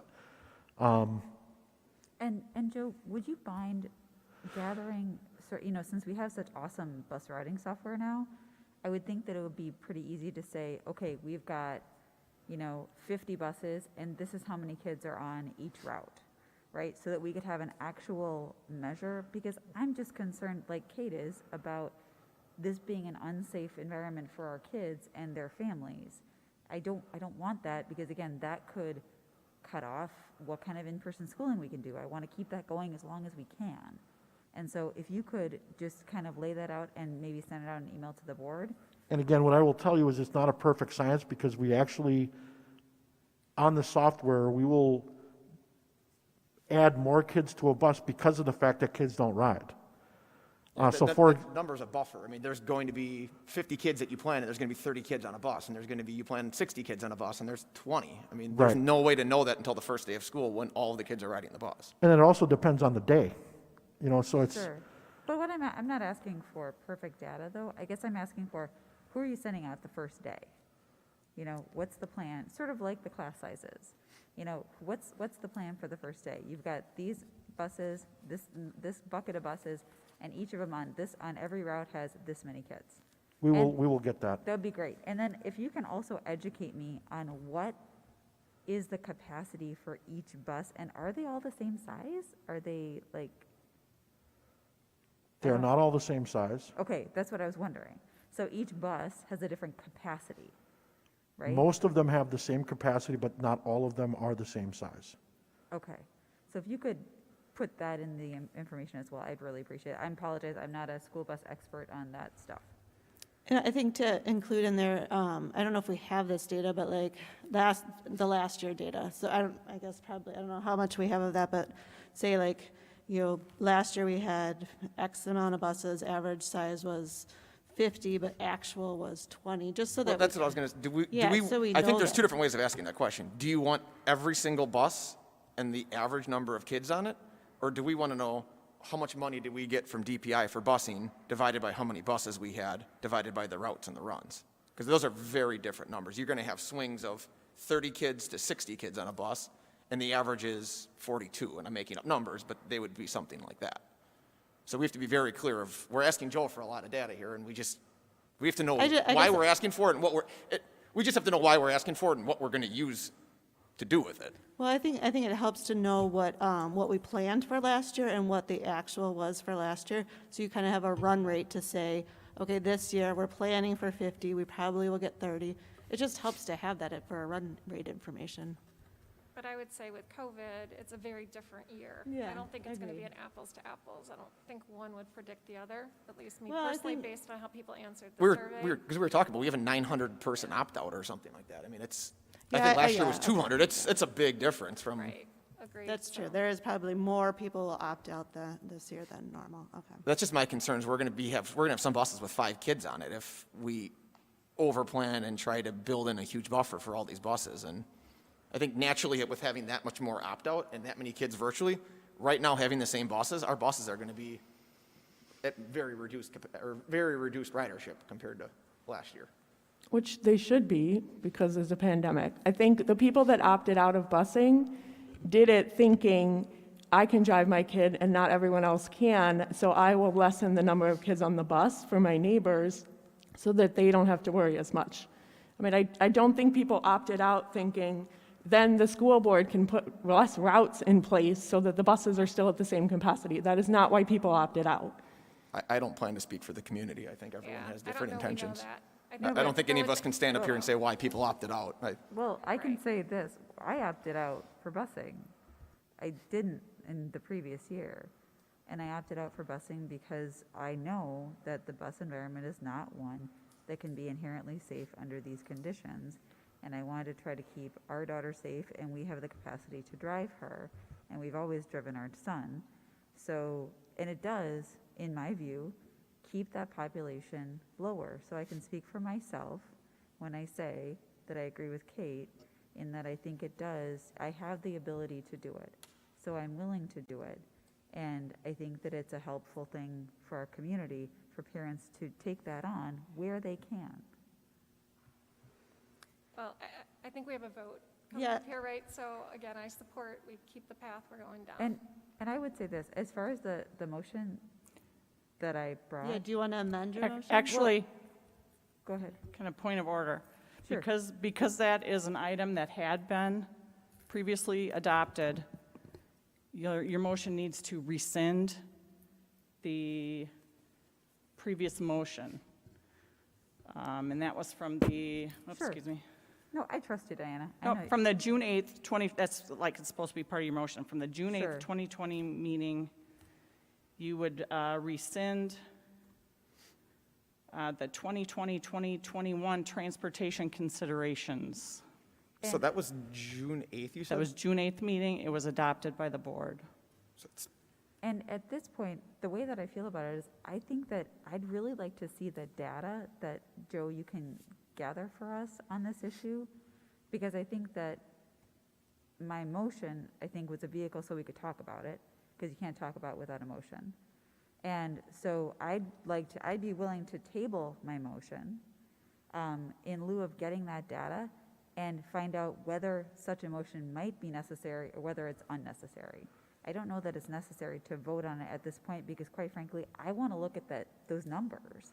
Because I don't think that voting on it right now is necessarily that important since I don't have those numbers, and we as a board should be able to consider those numbers in voting. Does that make sense? It doesn't to me, and the reason why is because from a practical point of view, if we wait until the next board meeting for this to get approved, we're about within a couple days of kids needing to get picked up. And I think families need to know right now when their kid, like we've already let them know back in June, and some board members had a very difficult time with it, that we weren't giving enough notice, and now we're going to rescind it in the 11th hour. I think we're setting ourselves up for something that could be worse than that. You know, we've kind of gotten through that, first of all, and then secondly, to try and make that change a couple days, because I think we're supposed to be opening up that, you know, I think families are being notified of their pickup time and of anticipated drop-off times here in the next week or so. To have to make that change now is, I would not recommend it. Can we change our motion then to be something about capacity? And then, like, I feel like that's what we really would want to vote on later, not the 3-tier versus 2-tier, but the fact that if we see the numbers and you're going to put, I don't know, whatever number is the full capacity of a bus, and we feel more safe having half capacity on the bus, we could adjust it that way versus changing the times of the school day, I think. Sure. And I would accept that as a friendly amendment under the provisions of Robert's rules. I guess my concern with this is you said it was June 8th, so we've had 10 weeks and 4 board meetings. I guess if this was a big concern, I just don't know. We had this open for dialogue. We were open for suggestions at that time, and I just feel like this didn't come up then. And there's a lot of feedback of how are we going to manage with the YMCA? How are we going to manage with the bus company? What information do you have before? How are we going to go back to the YMCA and say, can you change before or after care if we go to a 2 or 3-tier system? I just think that's going to be really challenging. Change the tier system. Let's just not put so many kids on the bus. I agree. It would be ridiculous at this point to change the start and end times of the day with all the related things. I mean, it was my assumption all along as we were talking about the three-tiered system and opting out, that we would keep the capacity as it was, not try and shove more kids on buses just because parents opted out. So that is why I never brought anything up in the last however many weeks, because I didn't think that we were using this as an opportunity to also cut more buses. We weren't at the time. That was never discussed. So I have a That's question. what we're saying right now, is that we're trying to use the same capacity that we were using before instead of keeping the same number of buses in a three-tiered system to allow less kids on buses. Patrick, did you not say you were going to you're excluding the opt-outs for virtual and the opt-outs of busing, and you're using the regular capacity to set routes? Yes? That is correct. If Which we is not don't- what I if was we- assuming all along, sorry. If we don't remove those students, we're not going to have accurate routing information in order to do our bus routing. So I agree you should remove them, but I feel like the number of kids on a bus should be not what it was in the past. It should be some reduced number, and I don't know how big the buses are, so I can't tell you how big that number should be, but, you know, if we're gonna sit families together, can we skip rows? Are non-family kids gonna sit in their own seat? Like, what do those numbers look like? And I think to Chrislin's point, we can't really make that decision until we see what those numbers would be. But I don't think that this is an opportunity to save even more money on buses when we're talking about COVID risk and exposure for kids who are on the bus. If you don't mind, I have a question, maybe a comment, trying to figure this out.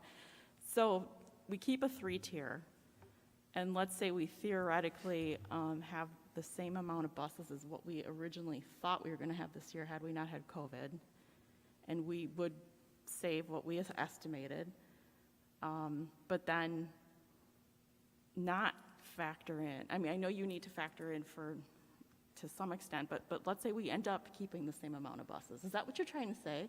Like, we Yeah. just assume, let's keep the same amount of buses, acting as if we had everybody taking Correct. buses who we normally would.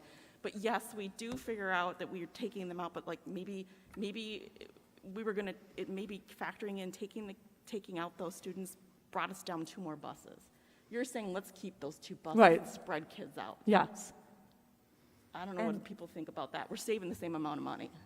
right, exactly. So I feel like we should spend what we plan to spend, and now there'll be less kids, because 20% opted to virtual and 900 opted out of busing, so we're still paying for whatever, 25 buses per run, but there's less kids on those 25 buses. Thank you, Janet. And thank you, and I thank you also, Janet. I appreciate that. That's a great clarification, and that's what I'm trying to achieve as far as my clumsy motion. I just want to, make sure that we don't cram kids into a bus during these restrictions. I mean, I think we need direction then of what you were proposing for number of kids or percentage population. I don't know that we can, I think it's hard to just give them direction of keep it the same or keep it less, because I think the problem that we have now is Joe has to take this information back to all the families, get bus times, and then if at the next board meeting, we're going to come back and say, hey, reduce buses, everyone's going to get a brand new bus time if we make draconian changes to these. It's going to be, I mean, one of the topics that came up at that last board meeting when we voted on this was we did not want to upset families. We did not want to make these changes. We wanted to give families a lot of time to adapt to this. And we're going to give them a week, or we're going to give them a time, and then we're going to change it again. I don't know how this is going to work for people's work schedules, because if you're in the first on the bus or you're the last on the bus, that can change by 30 minutes or 20 minutes, however long these bus routes are. Have parents been given bus routes already? I think he said No. in a week, I think he said they're getting them. No, but I think if we're talking about doing it the way Janet phrased it, which was much better than what I was trying to say, we could vote on that tonight. And then when the routes get set next week, they would not change. They would just be less kids on the Theoretically, buses. Elmwood has less kids that are going to attend the school, right? So it's already going to be thrown off. Aren't the buses regulated through the state with COVID? They have rules they have to follow, or their guidelines, excuse me. We are that's the word. following the guidelines. Right, and so I think they know how to do busing. I think we're crossing over here. I would leave it with the experts, and they're going to make the right decision. It's in their best interest the kids are not ill. It doesn't serve them well.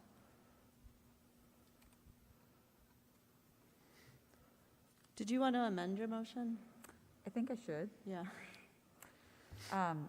So my motion, having started one place and ending up at another, is that we create all of our bus routes on the system that was passed by the board in June, but on those routes where kids are now virtual learners, therefore not taking the bus, or in-person learners where their parents have opted to drive them to school, that we leave those spots open for them on those buses to allow for less occupancy per bus for the first semester of the school year. Does that make more sense? It does, and then we would also ask, what parameters do you want us to plug in of what the maximum capacity will be per bus? Yeah, because if we leave those open seats, if we do it by student, you could have a bus with 3 students on it, you could still have a bus with 50 students on it. Correct. It doesn't fix the problem. It Can has we- to be delineated by, every bus route has to be Right. redone and completely recalculated based on assumptions of students not coming back and completely changed. And again, you're going to have a higher propensity based on the numbers that you've seen. Elmwood is, I think, at 25% virtual versus, and again, I can pop it up. 18, I think, was Poplar Poplar Creek Creek and was at a 25. much different percentage.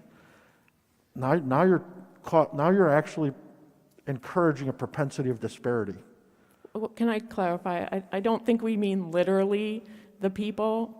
We mean, to Janet's point, whatever the total buses would have been, keep that number, spread it out across the district so that the capacity of every bus is less. Whatever that percentage of capacity ends up to be, so that we're spending the same amount on buses as we would have spent with the 3-tiered system that we approved in June, but then there's less kids on a bus. Yes, I agree. I mean, I'd say let's just vote, because you four are probably not going to vote for it anyway, so can we just vote on that and move on? So a Can I motion. get that clarified, please? So the motion is, whatever the full capacity number of buses would have been for what we approved in June, we will keep that number of buses and load them across the district equally so that we have the same cost but less kids on a bus. Does that help, Diana? Let's worry about it if it actually passes. We still have to record it. Yeah, I don't know if I can support something I don't understand. I think that's asking, that's a pretty big ask as a okay. board member. So I know I'm the You're one that saying- tried to clarify what you were keep the saying. same number of buses. Right. If we were going to spend $2 million on buses, we're still going to spend $2 million on buses. I don't know what the real cost is. We're just going to have less kids on those buses. So we're not trying to save additional money other than the 3-tier cut that we made just because of COVID. Yes. So what I'm trying to, I know I clarified what you were saying, but I'm also wondering, even like, let's say we reduce 2 buses, but then we decide, let's keep 2 buses. Is it really going to be able to spread out kids enough because every route is different, so that's my other, because I'm listening to what everybody's saying, and that's what I'm wondering. I'm like, I understand what you're trying to say, let's keep, more buses going, but will it actually accomplish what you're asking for? Will we end up actually spreading out more kids? You would have to change the routes based on what kids take the bus. And were those 900 opt-outs, is that in addition to the 700 virtual or 800 virtual students, or 900? That was the total amount.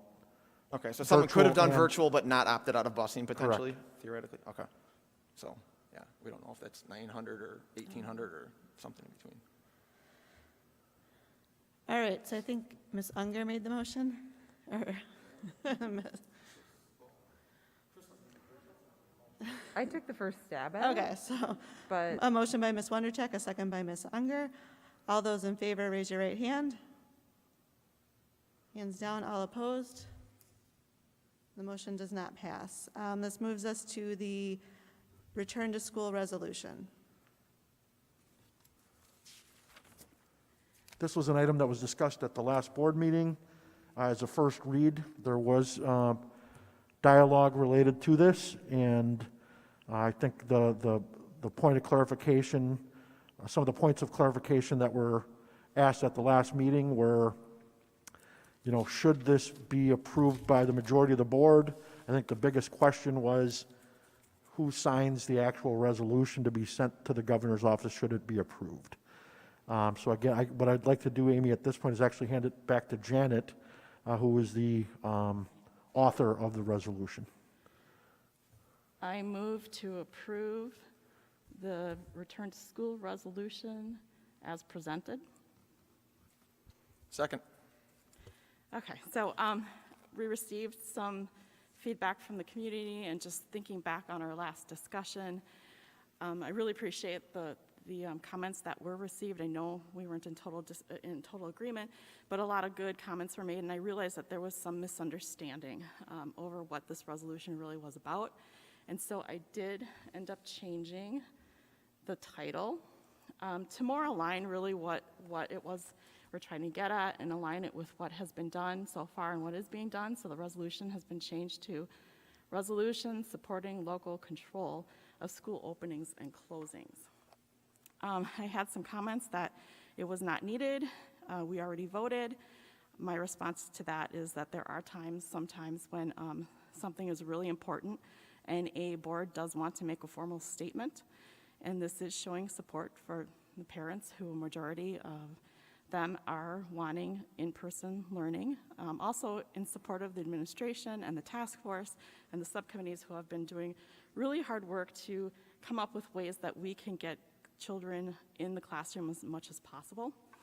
Also, the governor has no plans, was one of the comments made to me, and I was just pointing out to them that the governor has made statements like this in the past, saying that he had no plans to do something, and then he did end up doing it anyway. So this was really a preemptive statement, and also since we are a school board, we are representing our district, we do have that responsibility to represent our school district to the state. So it's not just parents should tell the governor, contact him. It's also us. It's part of what we do. We actually are involved with lobbying the state. In some cases, there is a school board day at the state. This is not outside of our realm of what our responsibilities are. There was also comments that it was not flexible, and I really took that into consideration because I realized there was a misunderstanding there. When the original resolution was written, it seemed to convey that it was a 5-day-a-week in person no matter what. That's not really what it was supposed to be. It really is supposed to be in line with what we did vote on, which was a goal of 5 days in person a week with that virtual option for parents who do want that, and that we are still exploring hybrid should we need it. I also removed the data that can change, because that was one of the comments, like data can change, and that's correct. Okay, I did take that out. The data at the time has been in support of 5 days a week, but yes, it can change, and we do want to be more flexible. Also, a statewide closure of schools, that in and of itself is not flexible. We saw what happened back in the spring. We had situations where it would have been really nice to at least at some point have allowed some of our students back into the classroom. Special ed students were, having some difficulties with the total virtual learning. There were limitations there. It would have been nice at least sometimes to have been able to bring in those students into a classroom. It would have been nice maybe for some high school students to be able to come into the classroom and do labs, things that you just can't do virtually, and our hands were tied. And it was very frustrating hearing other board members speak about experiences, getting emails from parents and things like that. So really a statewide closure of schools really would not be flexible. As far as survey data, it was pointed out that, well, that's a survey from July. So the new survey data has been added, and it really shows no change. There still is a preference for in-person learning.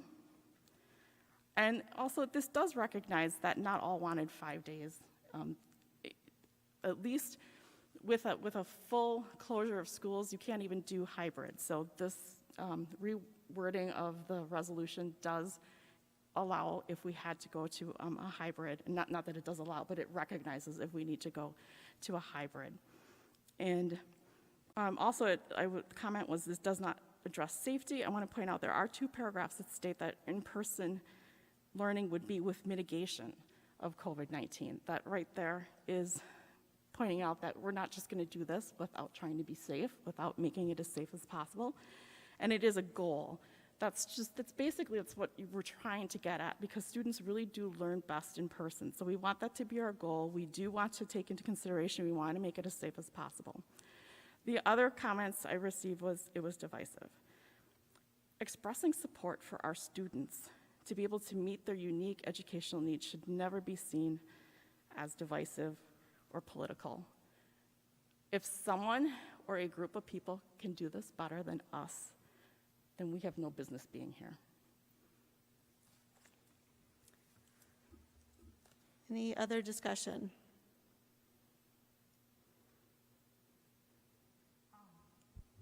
I just have a couple of comments. Very quickly, because I don't want to spend a lot of time on this. I have a concern about the fact that this resolution isn't about local control. It is a political thing. Whether you want to see it that way or not, it's political. It shouldn't be political, but it is. I have a concern that the citation of the sources, CDC, AAP, Harvard School of Public Health, and so on and so forth, doesn't fully state the nuances and the cautions also present in those guidance, in the guidance that are offered by those organizations. You're cherry picking here, and cherry picking that sort of thing is disingenuous at best and it's dishonest at worst. I also have a concern that this resolution stakes out a position which has been directly contradicted by the information presented by Joe Garza tonight in his presentation on school reopening. He's indicating that we have to be flexible, and we do. That's reality. We have to be cognizant of the data as it develops and what happens in our school buildings. I honestly, it strikes me that saying that we are all in favor of in-person schooling is like saying that unicorns are awesome. You know, of course we're in favor of that. We wouldn't be on the school board if we weren't. We would be on some charter school virtual operation if that's what we thought was better. We're not. None of us. And it seems like, honestly, it's just a waste of time. I think it's unduly divisive, and I do think that it's not honest to the public. That's my opinion. I guess to that, I think this is important to have unanimous support on this. So you say it's political. How do we make this less political? How do we get you on board to add to this? So I heard a lot of, it's worthless, it's divisive, it's political. But how is this political? How do we, I mean, one of the suggestions I think is we should include our state representatives on this as well. So we're sending it to both parties. And I think that's a way, would that help get you on board with this, to get more of a bipartisan support on this? No, and I'll tell you why. This is not an effective way to lobby anybody for anything. If you want to lobby your legislators or the governor, then you have to do something that is more an in-person thing. When I participated in the Day at the Capitol. Nobody else on this board went to that. Nobody else who was on this board when that happened went. That was an opportunity to sit down with our legislators and have one-on-one conversations with them about our concerns and about what we wanted for our school district, what we were asking for, what we needed for our school district. That is effective lobbying. This is not effective lobbying. This is a waste of everybody's time. And I'm not going to get on board because it's a waste of our time. We have so many other bigger fish to fry at this point. Saying, again, that we are all in favor of in-person learning for kids because in-person learning for kids is better, I 100% attest to that. Absolutely. I totally agree with that premise. But it is not something that we need to reduce to a resolution. It is implicit, or it should be. That's my position. Okay. So when we get emails from parents, I mean, I don't think that's a waste of time. I think those are really valuable. It helps give me feedback. This is an email to an elected official. It just has 7 signatures instead of 1, and it's a governing body that was elected to enact control and help bring the best results out for our children. So I don't see how this is a waste of time. I mean, I think it's the same thing as sending 1 email there. So I guess if you don't agree, I mean, I'd like to bring you on board. I think it's a good discussion. I think we should do it, but If there's no way of bringing you on board, I don't know what else to do. I think we need to try to bring this board together and make decisions together as a team and try to support each other. Janet, I don't think this is a waste of time. I want to thank you for your time. I want to thank you for putting in the effort and taking the feedback. I think you were very flexible in this. I think you did make some very good changes, and I hope this would bring everyone together. I'm sorry, I guess it didn't, but. Yeah, and when you mention it's a waste of time, I'm the one that put the time into it, so I hope I'm not wasting your time just because you have to talk about it. So I don't understand whose time is being wasted. And I think the parents that have contacted us with wanting some reassurance that we're not going to suddenly, that we really do have a commitment to in-person learning, because there seems to be, other school districts around, and they're just flipping there with no real good reasons right now. And I think they want some assurance, and just to know that we're looking out for them, that, I felt totally helpless back in the spring, and I think a lot of parents did too. And even if this doesn't do anything, at least they know we've got their back, we're trying. I do appreciate the fact that, you took the time to do something related to the board, Janet. I don't mean to diminish that. What I'm saying to you is that, are we all in favor of having in-person learning? I think that's uncontroverted. And so I don't know why a resolution is necessary to say that, when, quite frankly, in my experience, as I've mentioned before, my house is a hot mess when school closed. I've got a kid with special needs. Nobody else on this board has a kid with special needs. It is 10 times more difficult for a kid with special needs, especially a kid that rises to the level of having a one-on-one aid in school like my son has, as far as managing that learning at home. 100% more difficult. I can guarantee you. Now, that being said, we don't have full control. This resolution sort of contemplates that we have control over this. We don't. That's a fantasy. So I think that I feel like it almost gives people a false sense of security. Like, we are going to do in-person learning no matter what. Everything's good. We've got like you said, we've got your back. But we don't, because we can't. Because science is something that we cannot control. The proliferation of this thing, we cannot control. We can take all the measures, and Joe's gone to great detail, and I appreciate it. I appreciate Kate asking the questions about what provisions have you put in place, and Joe worked them into the presentation. That was all really helpful to say these are the things we're going to do to try to ensure our lifespan of in-person learning in this COVID environment, right? Because if we get shut down because kids get it and kids are spreading it, or teachers get it, or aides get it, or other staff gets it and it's spreading, and we run out of people to staff the buildings, it doesn't matter how committed we are to in-person learning, does it? So I think that it's superfluous, is all I'm saying. I appreciate that your heart's in the right place. I really, really do. I agree with you. I agree with you on that. I'm just saying that it seems superfluous to me. I understand I'm probably not going to get you to change your mind, but I just want to make sure I'm understood that this is not about we have to do in person 5 days a week. This is about being able to be more flexible and adjust to our community and what's going on in our community. And I'll tell you, I really appreciated everything you shared back in spring about your experiences with special ed. And that's a lot what I was thinking about when I was writing this, because that shutdown did not allow for flexibility. What I'm trying to say here is, yes, the goal is 5 days a week is preferable. So I use words like prefer, I use the word goal. I use words like mitigate in here, mitigate. So we're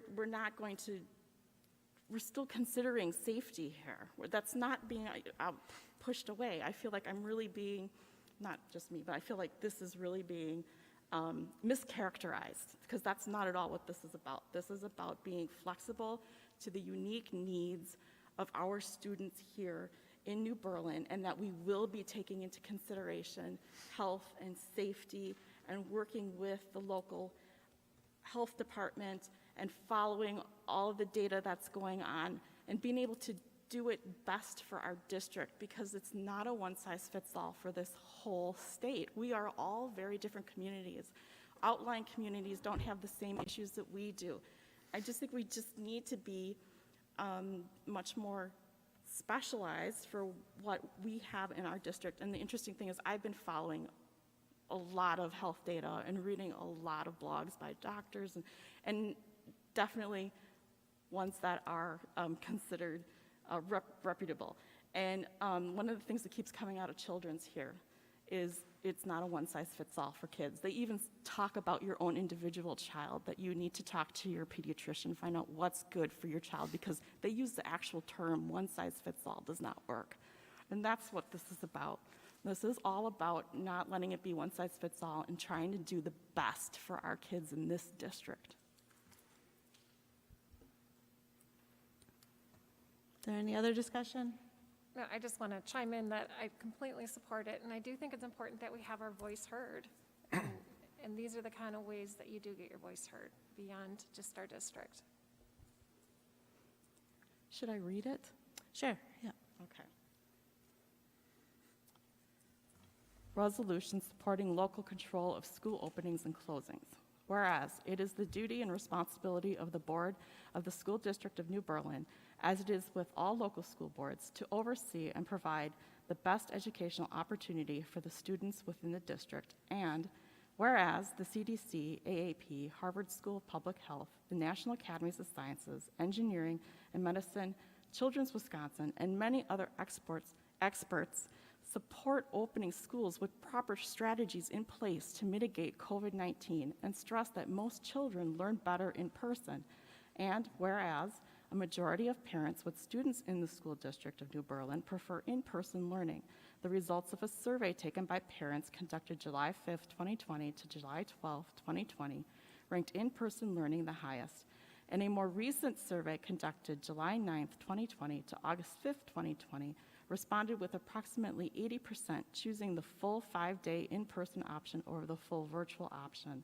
And whereas a majority of the board on Monday, July 20th, 2020 voted to approve the school district of New Berlin administration's recommendation to return to school with the goal of having 5-day in-person classroom learning and a virtual option for parents who would prefer virtual learning, while also exploring hybrid options as needed. And whereas the Waukesha County Health Department approved the school district of New Berlin's plan to return to in-person classroom learning, the district is working in partnership with the Waukesha County Health Department to mitigate the risk of COVID-19 so that schools can maximize in-person class time and working to establish parameters for when a school or the entire district needs to close. And whereas local governing authorities know best how to meet the needs of their school districts, and a statewide closure of schools provides no flexibility for local school districts to meet the unique needs of its students. Now, therefore, be it resolved by the Board of the School District of New Berlin that the board, on behalf of and in the name of the school district, collectively supports the goal of returning to in-person classroom learning and urges the governor of Wisconsin to respect local governing authority to manage school closings if and when necessary. In witness whereof, the undersigned, being members of the school board of the District of New Berlin, attest and affirm this resolution was adopted by a majority of the board at a regular meeting of such board on Monday, August 24th, 2020, with each of our names listed underneath with a yay or a nay to be able to record your actual vote. So I have a motion and a second. So all those in favor, raise your right hand. Hands down, all opposed. Motion passes 4-2. It brings us to action items from closed session. I'll take that. Something less controversial. Huh? I move to approve the employment services report as presented. Second. Motion by Ms. Manley, a second by Ms. Schultz to approve. Any discussion? All those in favor, raise your right hand. Hands down, all opposed. Motion passes. This brings us to future meetings and dates. Board meetings are generally held the second and fourth Mondays, beginning at 7 p.m. in the New Berlin West Commons, unless noted otherwise. Our next meeting is actually a reschedule of our budget hearing annual meeting. It will be September 14th at 7 p.m. in the New Berlin West Performing Arts Center. After that, it's September 28th. We will have a board meeting here at 7 p.m. with a 5:30 Finance Committee meeting preceding that. Do I have a motion to adjourn? Before we did, I just want a point of clarification that depending on priority topics, we may have to have an actual board meeting following the budget hearing and annual meeting. Okay. We have done that in the past, some years, other years we have not. So just depends on the specific item that may need to be addressed. Do I have a motion to adjourn? Second. Motion by Ms. Manley, second by Mr. Helmer. All those in favor, raise your right hand. Hands down, all opposed, motion passes.